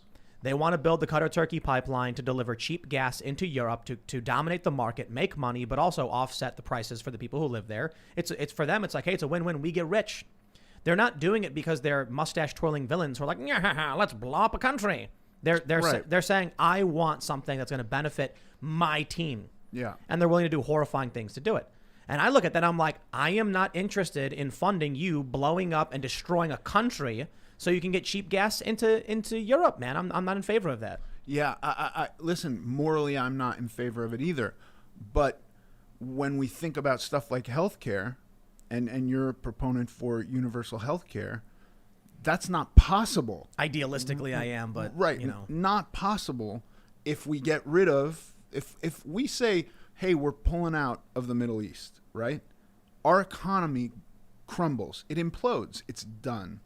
So all of these plans that are being argued about in America are kind of like, you know, none of it survives without those wars. Well, in terms of getting the oil, you know, in a lot of these countries, but we're also producing what, poppy and opium in Afghanistan. So there's it's about control in a lot of things. I'm not entirely convinced, though. I think one of the big arguments we saw through the Trump years was, how about we focus on energy development in this country? That way we're not reliant on that. And we became energy independent. So we didn't need those wars anymore. And then we got the Abraham Accords. These are things that I think are good. And I before AOC came out with it, I was a huge proponent of the Green New Deal. I made a couple different segments where I was like, I like this. You know why? Before they actually put the bill out, it was like, would you like to invest government resources and taxpayer dollars into advancing green technologies to make the United States more environmentally friendly and energy independent? And I was like, that sounds like the coolest thing ever. And then they actually released the Green New Deal, and it's like, would you like social equity to give, women of color access to college and healthcare? And I'm like, look, I appreciate the attempt to help people, but please don't use my ideals for environmentalism to push your critical race theory, because I am not a fan of that. And the Green New Deal became about changing the economy and not about developing this technology. So it was like a slap in the face to people who actually thought we got a good thing going. And then the people who are supposed to be proponents of this environmental technology, seriously, the second page of the bill was all critical race theory, social justice, and nothing to do with the environment. We're going to provide college and healthcare. And I'm like, wait, what? I thought we were going to build a fusion reactor, reach ignition, man. And then we're going to all have flying cars. Is there anybody trying to do that? They're doing fusion. There's a lot of people working on it. JPL's working on it. Yeah, but we've not, my understanding is we haven't reached the ignition phase. Is that what it is? Where I think not. Where the fusion happens and then the reaction outputs more energy that's put in. So ignition, like a fire. Well, another thing to really kind of consider here is that the U.S. dollar is going to collapse inevitably, especially with its money printing, especially with its money supply. And there's some people arguing that if we end the wars in the Middle East, end this reckless spending, that the debt wouldn't be as high, and we would postpone this inevitable collapse because we are already indebted to such a way where it's impossible to pay back. And this is something that, of course, is going to fall in on itself eventually. Okay, but I have a question. We're able to rack up so much debt because the trading of oil is predominantly done with U.S. dollars around the world. Yes. So that offsets our ability to incur debt. Yep. If we pull out, we can incur no more debt. Right. And all the debt that we've incurred collapses on us. So it's not even necessarily about getting the oil. It's just about saying, you must use dollars. Yes. This is a system put in by Henry Kissinger when, of course, he went over to Saudi Arabia, and this is the larger deal that they have now. But we saw Trump kind of throw a wrench into it a little bit. One, he was brutally honest. He was like, yeah, we're in Syria. We're stealing their oil. Yes, we're giving Saudi Arabia the weapons because we want money. They pay us a good deal. But also, he also had a big priority on energy, where America became the number one energy producer in the world when Donald Trump was in power. So, yes, it's pretty much run through the military-industrial complex. But when you look at the larger kind of foreign policy mishaps, not just the chaos, but the money spent, they don't serve any purpose. And in the long run, in my opinion, they're going to be hurting the United States because they could enforce the trading of oil on the dollar in many different ways. But entangling ourselves in Afghanistan and spending so much money there recklessly and just wasting it away is not going to ensure that. But Ethan hit the nail on the head. Yeah, we can rack up as much debt as we want so long as we force everyone to buy oil with our dollars. Yeah. So I have this image. But that's kind of like, I want to say no war. Morally, I go, this war doesn't make sense to me. Yeah. Morally. But I recognize at the same time, what happens here if we're not doing that? This is a really good point, man. I'd have no problem living in the woods. There's this joke, I will not live in the pod, I will not eat the bugs. And I'm like, well, hold on. I'll live in the pod and I'll eat the bugs. You know why? Because my pod is going to be up in a tree right next to a nice little river where I'll go fishing and periodically eat bugs. I got no problem if I had to live in the wilderness and learn to survive and actually work hard to survive. I actually respect that. And I would enjoy it. I love being out and walking through the woods, and I love that feeling of accomplishment in these things. It's cool till you cut yourself. Sure, we'll have to learn how to make alcohol and all that stuff. But here's the point. It's really easy to say, you know what? Fine. No war. Let the petrodollar fail. And then so what? What's the worst that's going to happen? Americans are going to have to learn to survive again? That's not the worst that'll happen. Well, I'm wondering. No. The worst that'll happen is that China will take over. And then within a matter of time, you living in the woods thinking you're minding your own business will eventually be under a global authority of Chinese rule. I'm thinking that the U.S. dollar will collapse and that the Bitcoin will become the new currency of the United States. And there'll be a whole uprising of a wealth class that were like 20-year-olds, 5 years ago. We're in the meme economy already. 14-year-olds in 2010. Can we talk about this, though? Because I have a question.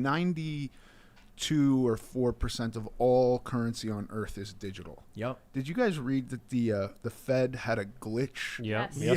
yesterday. Was it yesterday? Yep. And $3 trillion didn't get moved around correctly? Yep. So how is it that we don't wind up with some kind of blockchain currency? Well, they're working on FedCoin. Okay. Who, I mean- the government? Yeah, the Federal Reserve, I believe, is going to make a crypto. You know, I had this question. You know, you bring this up. It's interesting. I read this story the other day. Fed glitch shuts down wire transfers, direct deposits, and other services. It was an operational error. And I started laughing. I'm like, is it collapsing? Like, is this the end? They forgot their phrase key. Yeah, but here's the thing. I asked, like, how does your bank know you have money? When I go to the bank, when I go online and use a credit card, when I spend money from my bank, there's no actual money being transferred anywhere. Someone just writes a number down in a book, and then someone writes a different number down in a different book. There's never really any currency. It's the interesting thing about all of this is that cryptocurrency is actually a cryptographic code that can't be stolen. I mean, if you can break the cryptography, you can totally unwind the network, the blockchain. But the idea is because it's an encryption. You have your private keys. There's a public key, and they can't replicate what you have without the private information. It's remarkable technology.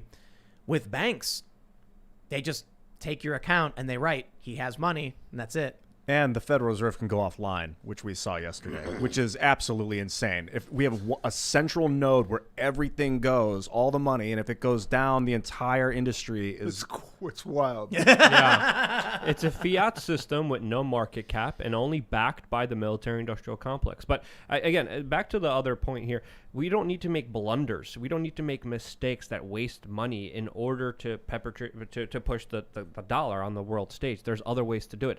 China, what they're doing is kind of a different way with their Belt and Road Initiative, diplomacy, trade, investment, where essentially there's in proxy becoming new colonizers, as they were described to me in Africa, with them buying up all the natural resources, all the national property. And China also is building their own cryptocurrency, which they're going to be using as a global currency. Well, so right. Yeah. But think about that.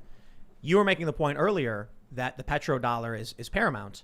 But what happens when the Fed collapses? I mean, yesterday was nuts. Like, it just stopped working. What happens when China launches a crypto, or they heavily invest in Bitcoin, gain access to the most powerful and dominant crypto currency? The petrodollar will be meaningless. Yeah, I also worry about the U.S. trying to figure this out, simply because when you see them roll out big, like California alone had $50 billion worth of fraud on the That's on right. the loans. On the- PPP or whatever. PPP loans, whatever it was, $50 billion just for California. I don't mean to be so hard on the government. You know, unfortunately, the thing they do best is war. They don't seem to have these big programs down that they can roll out. Like the healthcare website was a disaster. It's and crazy. You know, there were all these glitches with the payments and stuff. So I do worry that if they try to do some kind of a blockchain currency, that I don't think it'll be the best one. Right. To add to your point, there's this famous meme, and it says, under anarchy, warlords would take over. And it's a photo of all the presidents sitting together of the United States. So just to add to that point. But yeah, I mean, the government is largely inefficient, bureaucratic, bloated, and can't get simple things done. They can't even mail you a check for, like, when Donald Trump did it. For how much was it? Was it $2,000? No, the first one I think was $1,000, wasn't it? I forgot exactly how much. But the government couldn't even effectively send everyone a check. What makes you think? They sent non-citizens checks in other countries. Dead people were getting checks. Yeah, what makes you... And it was even different intervals. If you were a different rank based on this classification and this IRS code, you would get it in September. Some people would get it in June. And it was all over the place. I got to be honest with you. I really don't see the purpose in sending everybody a check. I personally didn't need a check. Yeah. Why did I get a check? You know, if you want to be nice, give me a little break on my taxes or whatever. But like this whole thing instead of giving people everybody money, gets a stop check. stealing it. You know, that's not a crazy idea. They didn't give everybody a check. There was an income limit.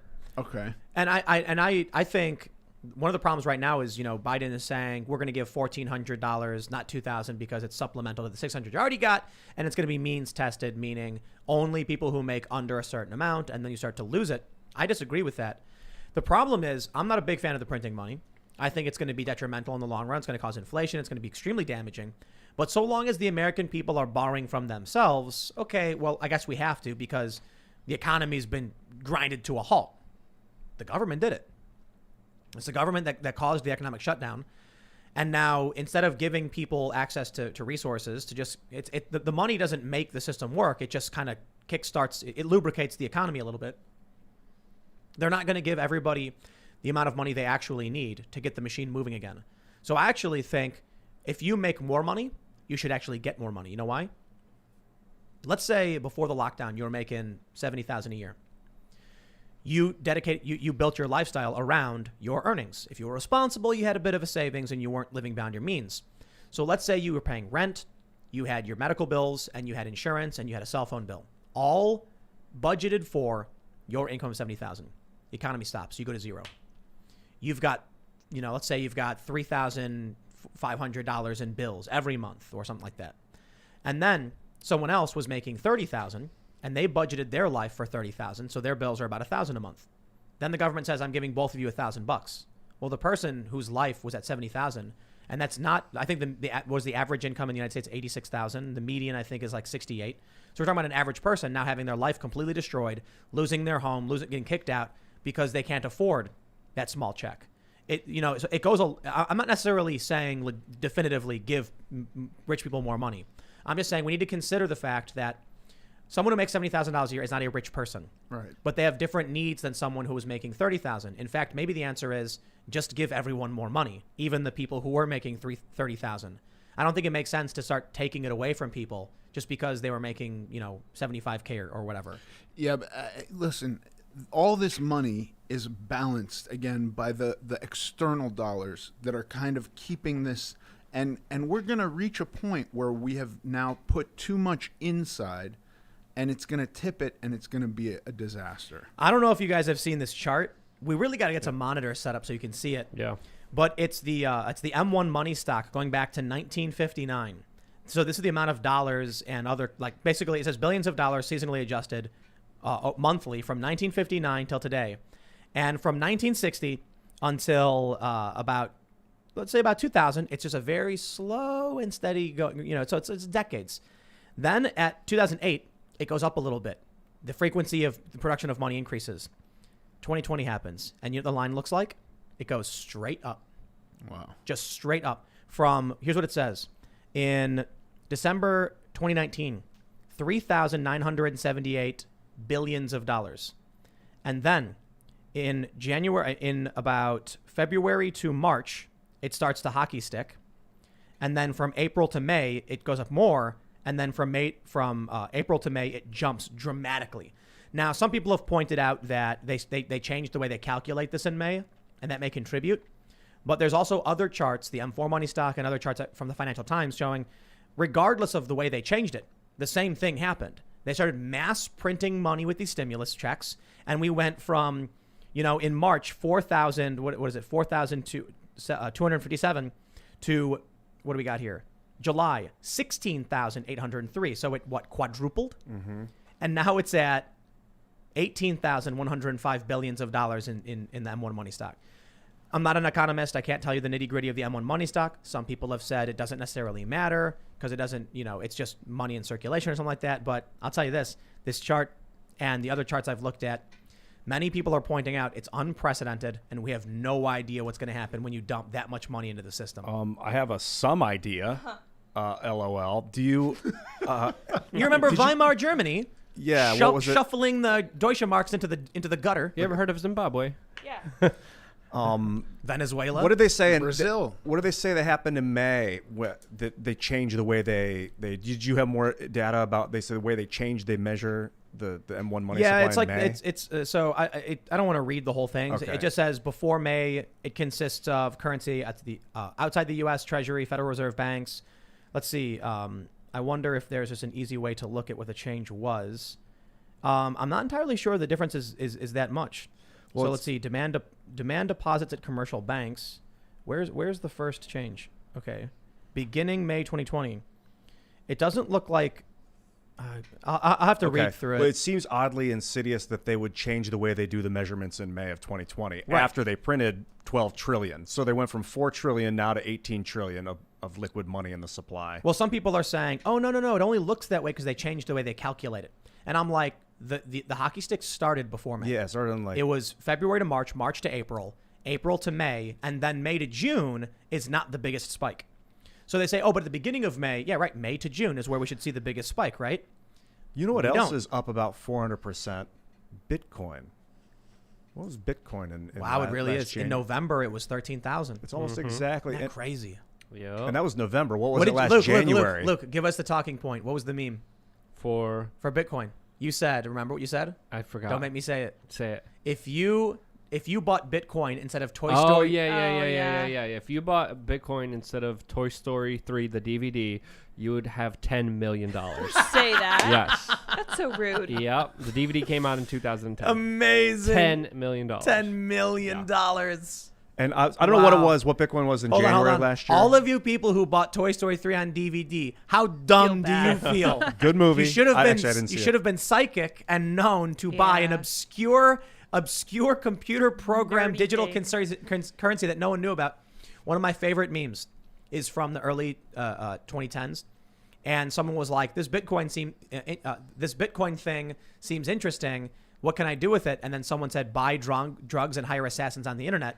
And that was their like, "Why would I buy it then?" But all of the ANCAPs, the anarcho-capitalists, were like, "Wow, count me in!" And now a whole bunch of them are rich. Yep. March 12th of 2020, Bitcoin was $4,857. Whoa. So it's up 1,000. It's up like 1,200%. Everybody's seeing this. They're seeing the mass printing of money, and they bought Bitcoin. Yeah, even the banks. Yup. Even the Elon banks, Musk. big insurance firms. I think they're prepping for a total economic reset or transition to be. Well, you know who one is the currency. biggest holder of Bitcoin, right? China. Well, They they bought were a the bunch. biggest miners of Bitcoin. We should probably do an audit. Someone should. I think they already did. Where all the Bitcoin that was mined in China went, because that would be a very interesting perspective. There's also a lot of talk about a lot of whales having a lot of control of Bitcoin. That's one of the talking points that a lot of the alternative cryptocurrencies are making.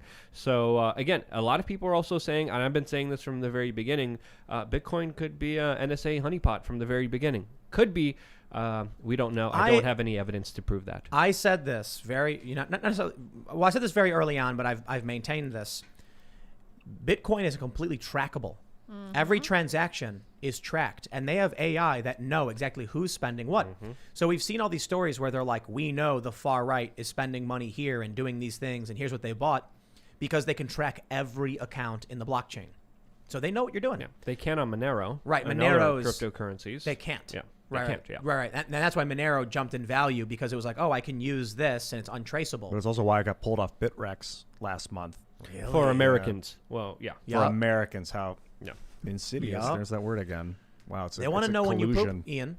Facebook. They want to control you. They want to and know every little track thing you. about you. So, but maybe that's good because people, what is this, the Panama Papers where they were storing all that money overseas? No. and You misunderstand. And it broke? You're right, but you misunderstand. Do you think Tracking for thee, but not Yes. for Yes, that of guy? course. you think the wealthy global ultra elites are going to be subject to us tracking their expenditures? I would hope so. No way. Could you imagine if Epstein was on Bitcoin and we knew exactly what he was buying? Never going to point. happen. Yeah, Deutsche Bank got a slap on the wrist for unusual activities financing and helping Mr. Epstein.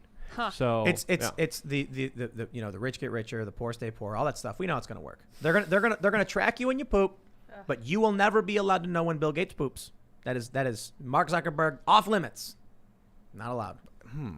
I would need to talk to a blockchain expert to know more about if they could track, if it would track everybody. Does it track the entire blockchain? Like if someone knows your address, they know your transactions. But it's not even that. Remember we talked about how Facebook knows things based on things you might not realize? You can look at certain wallets and see all of them as a blind, public key. It's just a code. You don't see anything. But the computer sees 5 accounts that interacted with this one account. They know that this account interacted with this account, and they know this account was in Chattanooga.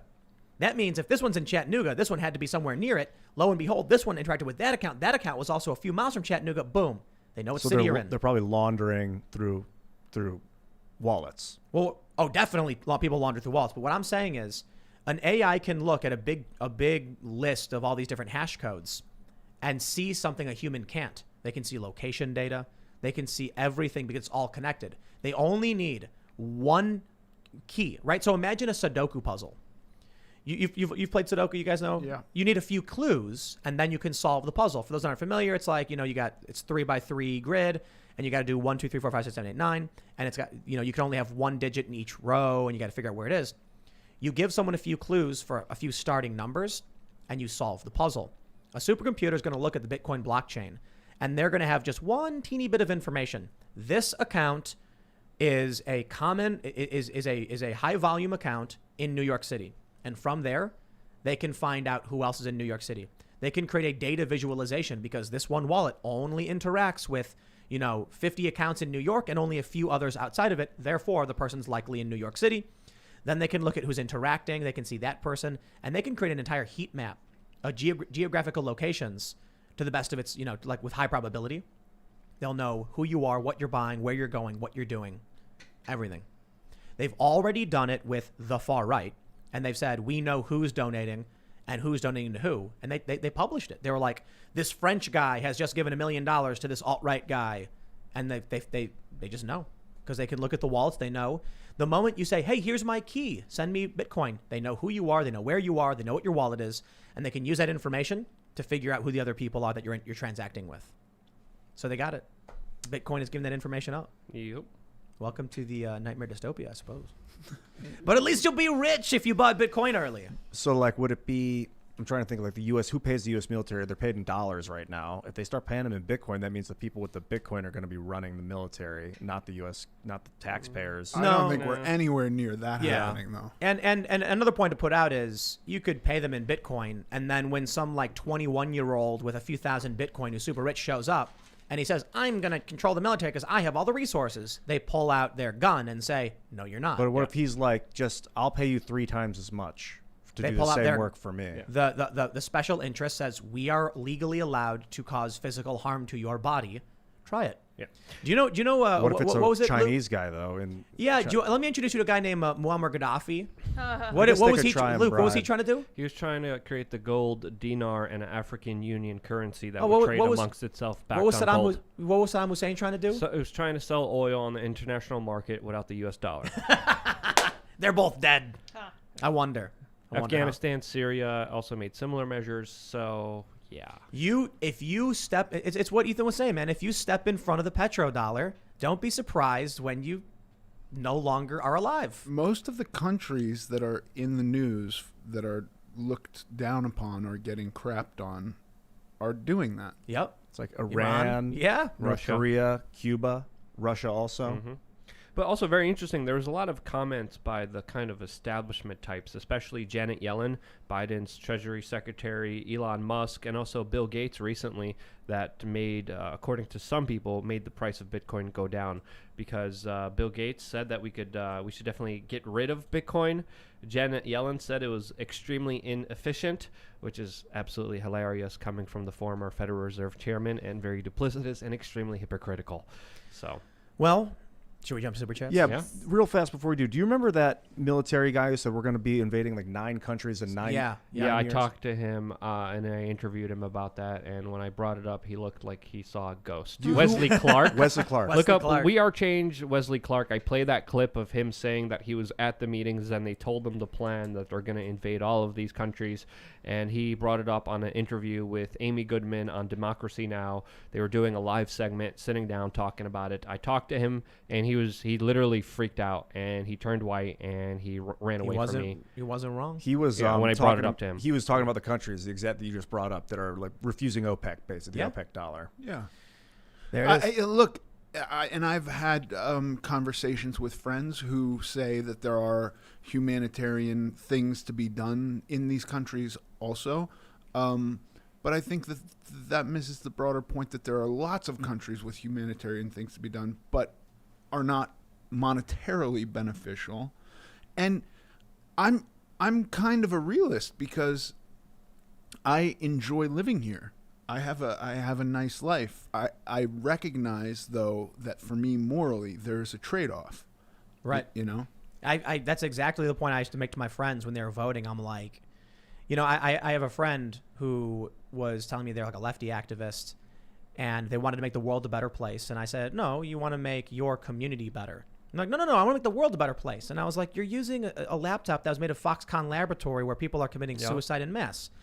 And she had a realization that, no, you're not fighting for the world, because while you may be more effective with a laptop, it's that product is the result of all this suffering. So it's a moral trade-off. I do become disappointed sometimes when this conversation becomes the moniker isolationist is hung on it, because I grew up in Los Angeles around a lot of left people, and there was always kind of an anti-war bent. And somewhere 10, 15 years ago, that shifted and we were humanitarians. And I just don't see that. I don't think of myself as an isolationist, but I do, it becomes a weird thing. Well, let's take super chats. If you haven't already, smash the like button. And don't forget to go to timcast.com, become a member for exclusive members-only segments. Let's read some of these comments. We got Jonathan Galterini says, I'm sorry, I'm so angry. Can someone talk about how Biden just bombed Syria? After all these peace deals we made, how does this help any country? Send my brothers and sisters home. Leave the East alone. I hear you, man. Yep. I hear you. You're not wrong. Snowboard Dan says, Tim got a new hoodie. I did. Yeah, Ethan gave me his American Glutton hoodie and T-shirts. And I said, that looks pretty cool. I think I'm going to wear it. I'm jealous. I don't wear Luke's shirts. Ha. I killed my clone today. What does that mean? The idea comes from a good guy / mentor of mine named Tom Kyer, who actually played a character based on him in the television show Chance. And through conversations with him, he has this philosophy that he uses to train combat people. He's a martial arts instructor. And basically, the point is every day you have to better yourself. So you meet to battle a version of yourself that's 24 hours in the past. And if you can best it, you've won the day and you've killed your clone. That's cool. Yeah. I like that. All right. Well, let's read some more. Wow, look at this. Join My Cult says, Tim looking dope tonight. Oh, they seem to really like your hoodie, huh? Brent Seigan says, hey, Tim, I mentioned on your stream on the 1st that my brother Grant has watched you for years but didn't become a member, and I asked you to bully him. Yes. I humbly request you up your bullying and call him out by name so I have a sound bite to play him. I assume he has the same last name as you. Grant Seigan, why aren't you a member? Join. Yeah. We'll make a special account that we can only post kind of just for him to yell at him. It's like everyone's like, what is this weird thing? I can't. Nothing's happening when I click on it, but only your brother will be able to click on it. All right, let's see. Mike G says, on your vid earlier on GameStop, the current market has more to do with current government bond interest rates, not game stonks. I am not a cat. All right, I didn't think you were, but all right. Tons of people are love that commenting saying meme. Biden bombed Syria, Biden bombed What's up Syria. with that? We did not miss Biden it. bombed Syria. You Biden barely bombed got into Syria. it. So what happened? What? Yeah, I don't know. Well, I don't know about to see that. bombed facilities that were tied. Allegedly, these are the official sources of what we're hearing right now at Iranian-linked facilities that were backed by some of their militia. Again, very still murky details. We just got this announcement. What did they bomb? What are the consequences? What are the amount of people that were killed here? We still do not know. This is nuts, man. He's going to start a war with Russia. 36 Well, days in. Russia also increased the number of troops that they have in the region. So, of course, did the United States recently. And Turkey is also on the border. And Turkey's the big wild card here because they're a member of NATO. And they're in favor of course, taking over more of Syria, which the United States is against. And NATO and the United States are butting head inside of Syria. And now they're saying they want women in combat roles, and they want them in the selective service. Timely. This Timing. I don't know if you call them moronic, liberal economic order of the British and the Americans that are trying to dominate the globe with military bases are losing the plot if they think that the world will not unite against them. This is It's not that insanity. easy, bro. Well, they won't unite against them, and this is the thing. I've been saying this was going to happen on my independent media channel for a very long time. I said as soon as Biden's in, it's only going to be a matter of time until he relaunches the bombing campaigns, and here we are. That's the meme. There's a meme. It's amazing. You guys know the meme of Biden eating ice cream? Yeah. Luke posted it, and it's a woman with a Biden hat screaming, "Can I have my $2,000 check, please?" And Biden goes, "Yeah, sure, babe. I'll bomb Syria." Yeah, there's another one that says Biden tweeted America is back, and there's a yes. Syrian image of children. a Syrian child Dude. saying, "Oh good, oh God," with the drone being LGBTQ friendly. Oh my All right, God. we'll get into a little bit more with more super chats, but we'll read some more. Cerilio says, "First saw you in My Name is Earl, but mad props to you, sir, for breaking the typecast you were pigeonholed into. Great surprise guest, Tim and crew." Were you pigeonholed? I think for a long time, at the size I was definitely cast as a very large person. Yeah, Yeah. I do. And you know, honestly, I probably would have had more monetary success if I'd stayed that size. Yeah. What were the top like 3 films that you've done that you love the most? Cold Mountain is my favorite movie that I've been in. But then, you know, Remember the Titans, American History X, Blow. Those are Mallrats. Those are What's kinda Cold great Mountain? movies.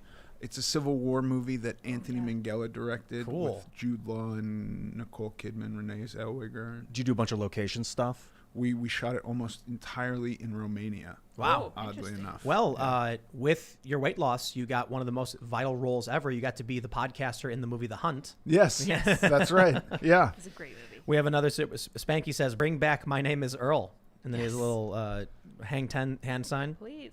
Yeah. It seems unlikely. There was a Jason Lee and Greg Garcia, the creator, went and talked to some streaming platforms about doing more episodes, and they got a lukewarm response. So, Really?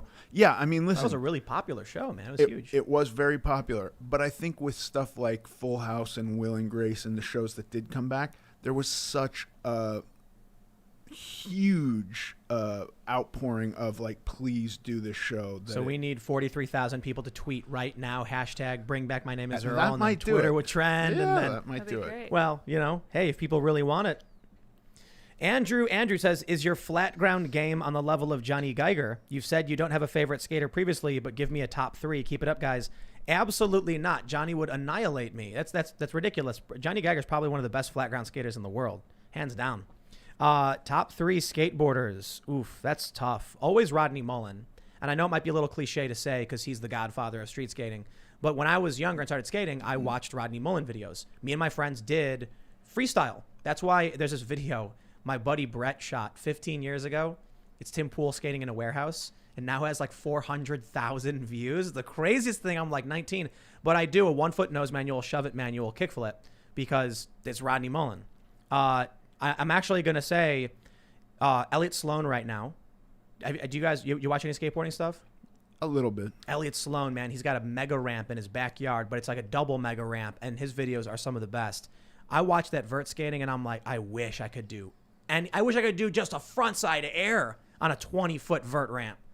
Not going to happen. I'm too old. And then maybe Aurelien Giraud. That's Giraud, great. probably pronouncing his name wrong, but he might be, I think, one of the best skateboarders on the planet right now, if not the best, just in terms of all-around skill and ability. So there you go. All right, we got Jay Maniol says, "Canada didn't need conscription to get 1 million people to volunteer in time of trouble during World War II with a population of 11 million. Very interesting. Interesting. Zach 30 says, "Frankie Stachino is on Timcast OMG. Boy Meets World changed my life. Been a fan forever since then and watched your journey unfold. Much love." Everybody's gushing over Ethan. I think that show was happening before these people were alive. I really do. I mean, I was a little kid when it was on. I watched it. you Yeah. know. But I would Barely. say, when did it first air? I was born in 1986. 93? Yeah. Okay. I watched it. I enjoyed it. Okay. It was a I love staple in my. Fred Savage's younger brother. 'Cause I was a huge Wonder Years fan, and I Yeah. gotta say, his brother's maybe a better actor than I don't know. You guys are both awesome, but he was great. Surprisingly amazing. Yeah, it was fun. Oh, check this out. No Salazar says George Romero shot Day of the Living Dead at the same mall Mallrats was shot. Is that true? I didn't know that. Wow, Eden that's Prairie. hilarious. Watch them both back to back. Maybe make a short film that combines the two universes. Yeah. The Kevin Smith zombie universe. Zombie Mallrats. That would Yeah. be a fun movie.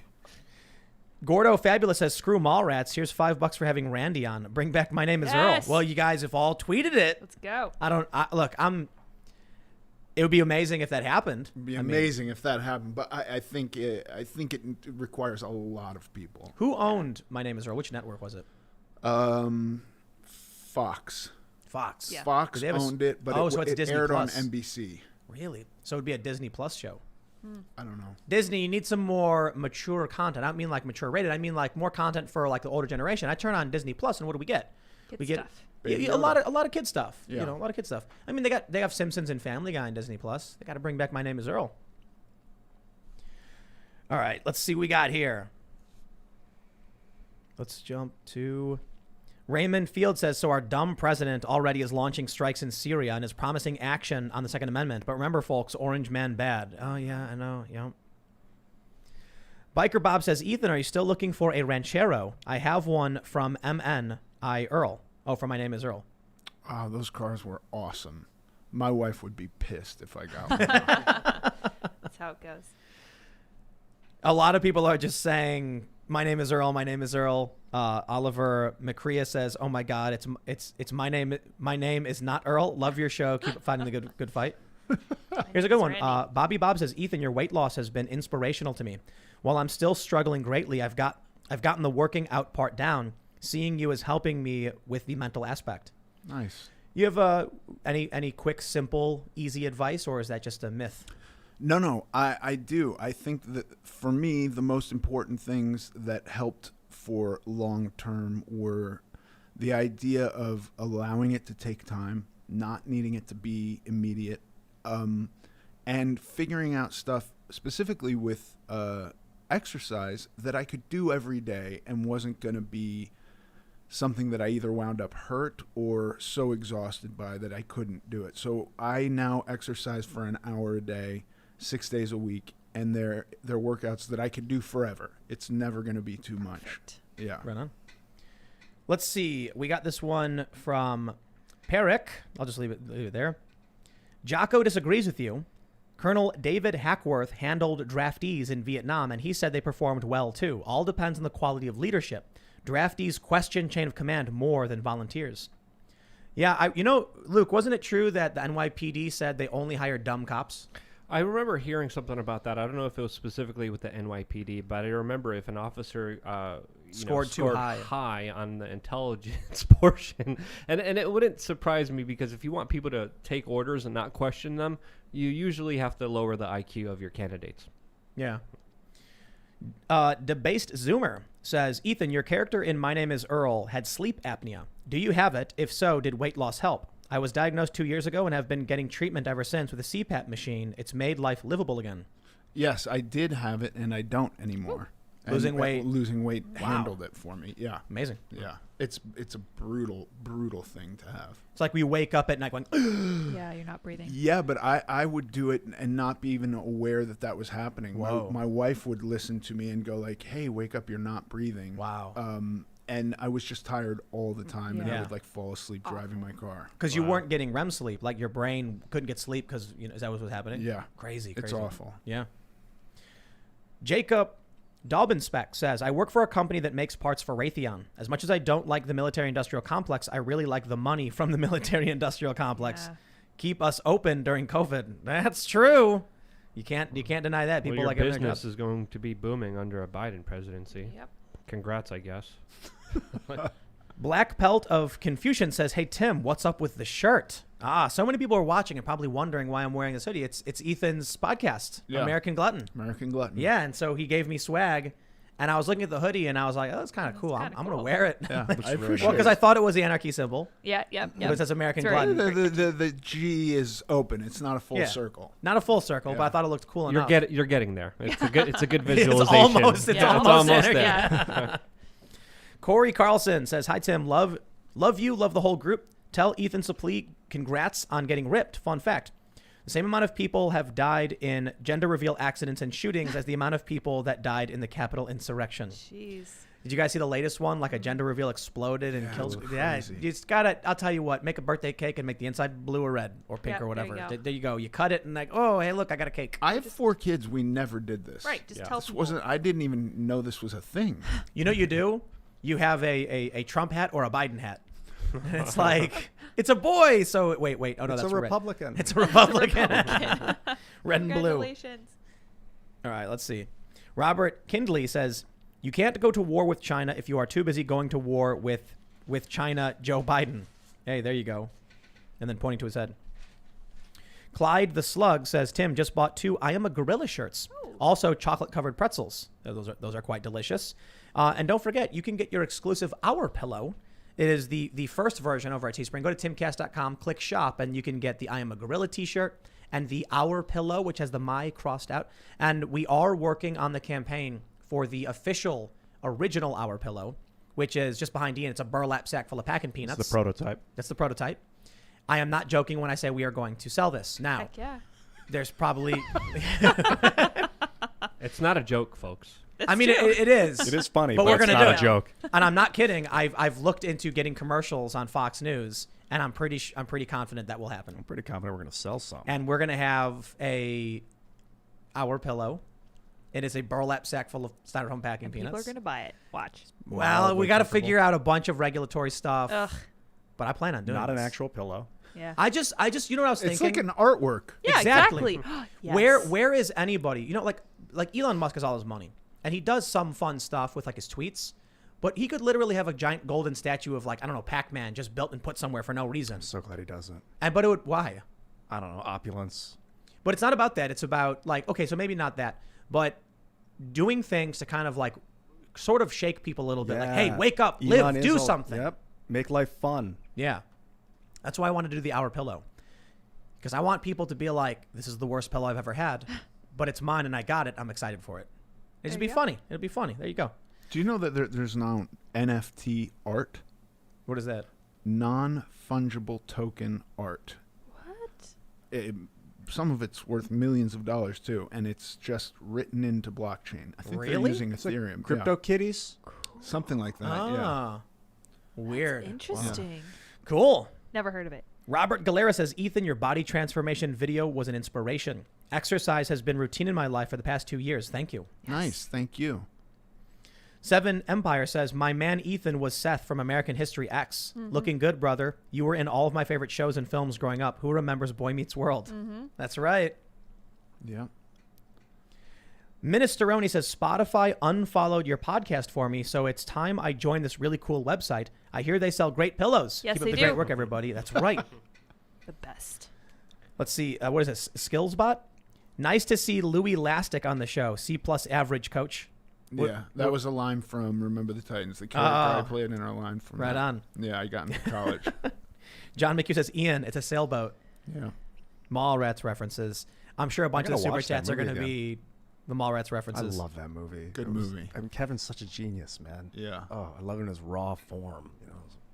I mean, look at this, man. Curious Mishap says, Yo, Ethan, I remember you were my favorite character on that canceled TV show. Would you ever advocate for a continuation of My Name is Earl? I would do it. I think everybody, all the cast has been asked. They all said they would do it. Cool. It really is just a matter of demand.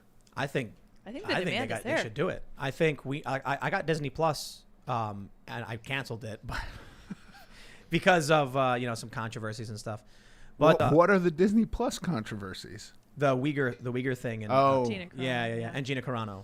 And then I was like, the Gina Carano thing was dumb, but the Uyghur thing with the XPCC, that was like, oof. Super serious. I have a question about the Gina Carano thing because I just don't know.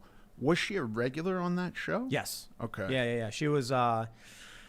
I don't know if you consider her to be a supporting or recurring character, perhaps, but she was in like more than half of the episodes in each season, maybe not, Yeah. I mean, listen, again, maybe around half. to play the devil's advocate, when you do a television show for a big company like that, you sign a morality clause. Yep. And if it's not even defined.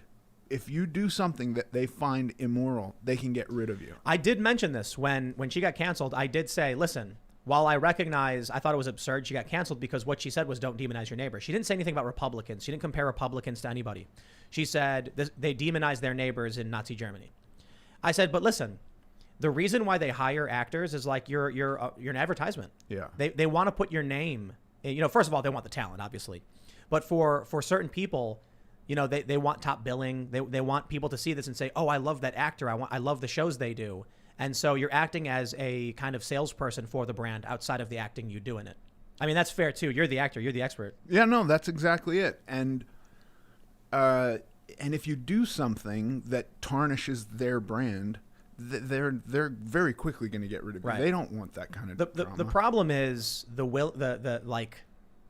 you could drop an ice cream cone on the ground and then people are going to scream at the top of their lungs to try and get you fired. You know what I mean? Yeah. Obviously not that simple, but the media really spun what she said completely out of context. I think it's a really dumb analogy, but I understand the gist of what she's saying. But no, she didn't make also. an analogy. Well, the meme, whatever the meme was. She shouldn't have posted the image because the image was actually from. I think it was the image that got her canned. That was right. That I think I would absolutely criticize because I wouldn't post something like that. But all it said was in Nazi Germany, they had before the government was able to do what they did, they were propagandizing people to attack their own neighbors. How is that different from attacking someone on their political views? Right. She didn't say anything about Republicans. So that was insinuated. And then now people are saying she compared Republicans to the Jewish people. That she didn't do that. Yeah. At the core of the message was stop demonizing your neighbors for what they believe. And I was like, if someone on the left posted that, people would be like, that's right. Trump supporters should stop doing this. Yeah. Everyone should stop doing it. But I think it is fair to point out, and I definitely did, right away. Like, if you work for Disney and you post something, that's why a lot of actors keep their mouths shut. Yeah. That's why I think it's rad that you came on the show, to be honest. There's a lot of people that I know and respect who are like, I'm really worried I'll get in trouble if I, come on the podcast and we talk politics. And it's like, I don't blame them. It's really, I'm disappointed for sure. But, I talked about this with a lot of people. It's hard to tell someone, will you sacrifice everything in your life now that there's a political battle? My personal answer is like, I will always stand up for what I believe in. I understand why people might be, worried or scared. We don't even need to talk about politics. We kind of choose that path, but there's so many other cool things to do and talk about, like health, for instance. I definitely think we need to try harder to focus on some positive things in life as well. Dude, entertainment, your presence, your aura, and your history, like the power of that industry is so, I don't know how you would say it, immense. I mean, that's one way to phrase it, but like just pervasive. It's so it's storytelling. It's one of the most ancient human arts. And mass media is, but it's enhanced it or intensified it. It's incredibly powerful. When Ethan walked in, everybody was gushing. And I'm just like, it's funny that we can have these really high profile political figures that we listen to every day that inspire people. And it's like, oh, wow, hey, it's cool to finally meet you. But then, you come in, and I think there is something really important about entertainment that we take for granted. When I was younger, I used to actually feel the opposite. I was like, we waste too much time on entertainment. We don't focus on the more important things. And now that we've inverted it and politics has become pop culture, I'm like, can we please go back to talking about movies? Seriously. Because we went too far. We want to focus on the important things, and we need to have relief. God, we need to humor. Humor. The absolutely. word humor and human is like intertwined. We need it. People are saying, here, look, check this out. YDoc says, bro, Remember the Titans is my all-time favorite sports movie. Shame it's only on Disney Plus. I had to go out and find the DVD. Like the fact that, we watch these movies and we're inspired and we feel good. We need to bring that back into pop culture, because I was talking to a podcast network recently, and they were talking about politics and news and stuff, and I said, I gotta be honest, like I talked a lot about culture. We talked about Sonic the Hedgehog a year ago and Birds of Prey, but when the movie industry kind of stopped and COVID happened and everything when election and politics became pop culture, it got so intense and everyone started fighting. I'm like, there needs to be a split. We need to focus on politics, and we need to focus on the things that give us relief and joy to calm down. Otherwise, we're going to explode. Hey, I have an audience question. Sorry, I have to interject. I'm being pressured by my audience here. I have a friend who wants to know what you guys both like best about Michael Malice. Who this friend is. Michael Malice Who is this one friend? of I my wonder who know. this is. Huh. Michael, are you texting Lydia? Maybe not. So I just want to say, His humbleness. I think Michael Malice has perfected how to use Twitter Yes. because he's nothing he writes is cheap. None of it is like super obvious or if it is, you have to be paying attention to him a while. And at the bottom of it, he's actually the most caring guy. It's really wonderful. I love Michael Malice. When Michael tweeted, I'm gonna say what he tweeted. Do it. I hope you're all ready. What do you think Rush Limbaugh is saying to George Floyd right now? Something like that. I really like the tweet. You know why? Because it's implying they're both, I would say, in heaven together. Yeah. In a good place. Equals. And I just thought it was, Michael knows how to craft his tweets perfectly. Yeah. That's why I said, like, you know, people will say, like, who do you look up to in life? I said, never really anybody, to be honest. But in terms of, like, who I'm keeping my eye on, I watch Michael Malice tweet, and I'm like, he's figured it out. Yeah. I've not seen anybody figure it out like he's figured it out. It's a definite inspiration. I love him, and I'm very excited about his book. Did he The just White Pill? make you promote? So now we're promoting his book, and Michael we're shouting Malice. it. Michael Malice's new book, The White Pill. Genius. Well, That's right. not only the White Pill, he's writing the Anarchist Handbook Oh, interesting. because there's a lot of the left anarchists get very, very angry at the anarcho-capitalists. Non-aggression principle, the free market. Right, but Lysander Spooner was around predating Emma Goldman. Anyway, the point is, there's sanity from all those guys. All those cats had stuff to say that was rational at some point. So Yeah. he's going to write a really cool book. I'm excited. yeah, Right on. me too. It's hard work, I know. All right, we got Philip Abudi says 584 pounds here, and I have been on opioids for 8 years, and the dosage was slowly going up and up until I started to remove carbs, sugar specifically, and I started taking vitamin C and D, I think Mg is magnesium, Yeah. zinc, and collagen daily. Woo. I have stopped taking opioids, dropping from 100 plus milligrams a day to none. Woo. Dude, awesome, incredible. Congratulations. Congrats. That's awesome. That's Yeah. some of the supplements I take. Collagen? Yeah. Yeah. We promote collagen with Yeah, one of our magnesium. sponsors, so we'll always give a shout out to BioTrust. Those guys are awesome. Help the show, make the show happen.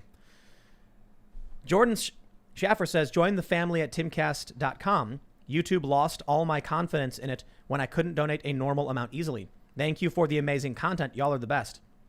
So so right now, what we're doing with the website, we have just like extra segments we'll do. We reserve the more like the things we're not supposed to say on social media because we can say it on the website, we can swear, we do all that stuff.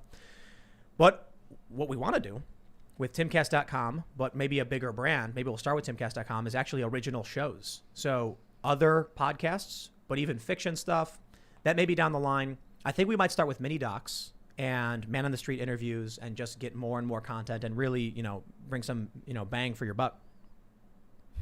All right. Chris Pivoto says, you often say finite resources. How much longer until the media praises Thanos' 50% concept?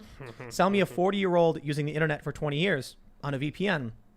How will my years of past history help my future?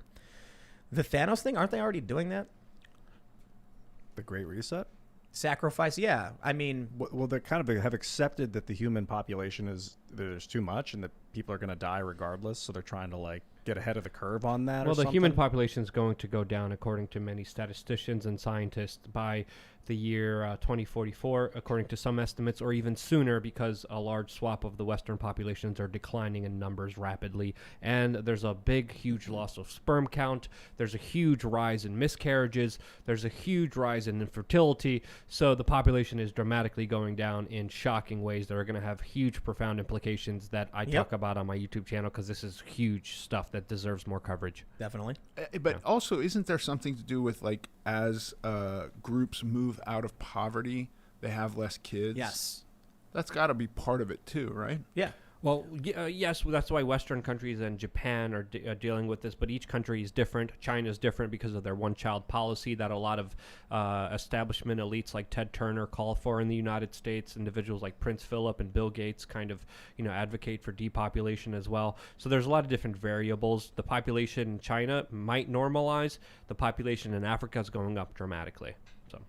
All right, we got Ryan Curie says, hey, Tim, I love your show. Been watching Luke since the old days. Wondering how you think a right-leaning moderate like myself should go about debating emotional leftists and people who believe everything CNN and mainstream media tells them. Be nice to them. If they get angry, apologize for making them angry. Swallow your pride. when I have a lot of conversations with like my lefty friends, and I'll say something, I try to be calm, they'll get agitated because it's like if there's something they're confident in but they actually don't know about. So they'll say something like, you know, oh, I think Biden is better than Trump because he's going to get us these checks. And then I'll say, well, it's been, you know, how many 31 days he hasn't got the checks to anybody. If they get really mad, I'll say something like, hey man, I'm sorry, I didn't mean to make you angry. I just want to have a conversation. You know, we don't have to talk if you don't want to, and just try to be friends. It's not easy. It's not super easy because everybody gets agitated, everybody gets elevated. You know, the tensions elevate. But you know, really, what I do when I have conversations with people is if they go off the deep end and get super tribalist, I'll just say something like, I don't understand why you're being so mean. You know, I'm sorry that you got angry. We don't have to talk about this. Because you're not going to solve anything if people are screaming at each other. So it just really depends on what your goal is. Sometimes people have told me they intentionally try to have it, like they'll keep engaging with someone who's getting angry because they want other people to see it. So one thing I often do is I try to be overly polite in any conversation I have, particularly on Twitter. Because my attitude is, look, someone is watching this conversation and they're going to see me saying, I didn't mean any harm. I'm sorry. I mean no disrespect. And the other person saying, F you, you moron. How you're so dumb. And people are going to gravitate towards the person who's nice. That's the easiest way to do it, I suppose. It's First true. thing you got to do. It's proven. All right, let's jump down. Let's see what we got here in the old Super Chat box. Rocket Punch says, hi, Ethan. Big fan and so happy to see you healthy. Great work, man. Please call whoever can bring back Santa Clarita Diet. That's another show that was canceled too early that I was in the last season of. I don't know who to tell, but the creator of that was one of the writers on My Name Is Earl, so I think it was in the same universe somehow. I got to say, I don't know if I have the clout in any capacity with the audience to actually get My Name Is Earl to trend and come back. But I would say it would be like the coolest thing ever if it happened. That What would should be we tweet? awesome. And it's just like Ethan went on this show and they were talking about political issues and cultural issues and war, and then the audience was like, we want My Name Is Earl. That'd be awesome. That'd be so cool. Yeah. What should people tweet? I don't know. What should people tweet? I don't know how Twitter works anymore. Well, I think if everybody told all their friends, they're bringing back so many shows. They're bringing back Frasier. Are they? Yeah, they're bringing back Frasier. Yeah, Paramount Plus. Right. Tons of shows. It's time to come back, man. Yeah, it could happen.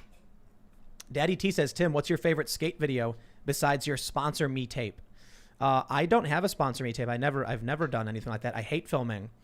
I hate filming skateboarding. I've filmed some stuff that I was proud of in the past, but my favorite skate video, what's it called? Is it Fun by Santa Cruz? Maybe not. I don't remember. I honestly, I don't really care for skate videos all that much or filming. I just like, oh, nope, sorry, easily. It's Brett Novak's Killian Martin, A Skate Escalation, hands down. He's a friend of mine, but the music, so good. And Killian Martin, an amazing skateboarder. You guys should check that out on his channel, Brett Novak. It was like a super famous video, went mainstream viral. So it was crazy to see regular people who didn't skate watching the skate video like, wow. So that's super cool. All right. DJ Medeiros says, Tim, I once read an issue of Popular Mechanics from the late 90s. In it, there was an article that said all the UFO technology from Area 51 and Wright-Patterson Air Force Base was moved to a base in northwest Utah that's 200 square miles. Interesting. Well, that would be fun to learn about, I suppose. Publius the Good said, Trump did that to M1, just saying. Well, his cabinet, because he was trying to bribe the people who's I can't say that on YouTube. He was trying to bribe people, but they still turned on him. Yeah. Nate Boy, Boley, or Nate Boy. Why don't you make dual stream to timcast.com so you can just shut down YouTube stream and keep streaming on .com for exclusive segment? People won't have to wait an hour or two. Thoughts on that? Yes. So we are actually working on a bunch of new tech for the website. We're going to be redoing the graphic design and building everything out. And one of them is going to be essentially what you've just said, as well as other technology we're going to open source and provide to other people so they can have the same access as we do. And I don't know what does that make me? I'm like a lefty libertarian, right? I'm going to free the code, Ian. We're going to make code that can benefit all these other people that they can use on their websites, and we're going to give it away for free. And then we're going to start a civilization on Mars with it. There you go. I guess, maybe.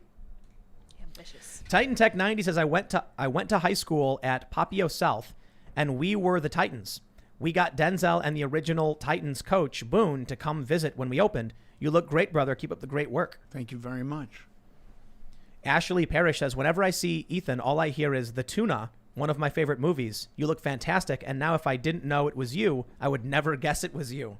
That has been funny. There have been a few instances where people have been in arguments online saying, I'm not me. Which is a little weird. Transformation, man. Yeah. I mean, that photo from your Instagram where it's like you before and then after, and you're like standing tall and flexing, it's like you look totally different. Yeah. It's like the other one is, you know, a marshmallow, and the other one's a Viking warrior. You know what I mean? Right. Let's see. Yeah, Thinking Out Loud mentions NFT crypto art. Beeple made $3.5 million in December. New art auction today on Christie's, currently at $2.2 million, expires in 14 days. So what is that? I don't know how it works, but it's art tied into, I believe they use Ethereum, but it's some blockchain. I don't know how it works at all, but it's a piece of art that you store in your wallet, and you know, ultimately nobody can take it away from you. It can't be seized. Wow. I mean, it works because people want to store a value.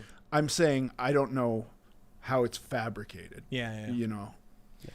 A lot of art is people buying something so that the money they have sits in a hard asset, you know? Alternative JK says, oh, snap. Shout out to Ethan Suplee on Timcast IRL. I was going to say it's Vince from Art School Confidential, but I'll keep it subtle. By the way, I'm digging everyone's fashion sense tonight. What a Thursday, and now I finish fanboying. Oh, man. Rudy C. Winslow says, Ethan, you abused a clown in Vulgar. You were in Vulgar. I was. Dude, I saw that movie, and I was like, what the is this movie? Yeah, that was so. Was that Kevin Smith? It was, no. Did you ever see this show, Comic Book Guys? Yeah, I love that Maybe. show. It was one of those Wait, guys. is that Kevin and his friends? Kevin, it was the comic book shop that Kevin opened. Yeah. And then one of the guys in that directed Vulgar. Oh. Yeah. Which guy? I don't know. I wouldn't know my name. I haven't seen it in a while. Yeah. I've never seen it, so I don't It's know how to hilarious. describe it. It's like yeah. a bunch of guys sitting around Brian talking about comics. Johnson, yeah. All right, we'll just do a couple more here. Tyler Toth says, hey, Ethan, can you give some insight on Working on the Ranch? One of my favorite shows. Cheers. A lot of fun. I think, you know, it's this odd thing in Hollywood where sitcoms are kind of looked down upon a little bit because multi-camera shows came out and were so kind of creative and interesting that people kind of stopped thinking well of sitcoms. But as a human being, sitcoms are much easier to make, and you live a better life. So, Yeah. I mean, that's what I have to say about The Ranch. There It you was go. a lot of fun to do. Paul S. says, a My Name is Earl spinoff with Ethan as the lead would be better. And a smiley face. Yes. All right, last one. Chef Gap says, love the stream, Tim. You guys, gals should have an episode talking about Magic the Gathering. No, just political. Well, we're planning on doing a gaming channel and everything, too. We actually got a streaming rig set up, so we're getting there. I guess the main challenge is we can only work as hard as a human being can work, and we need more human beings.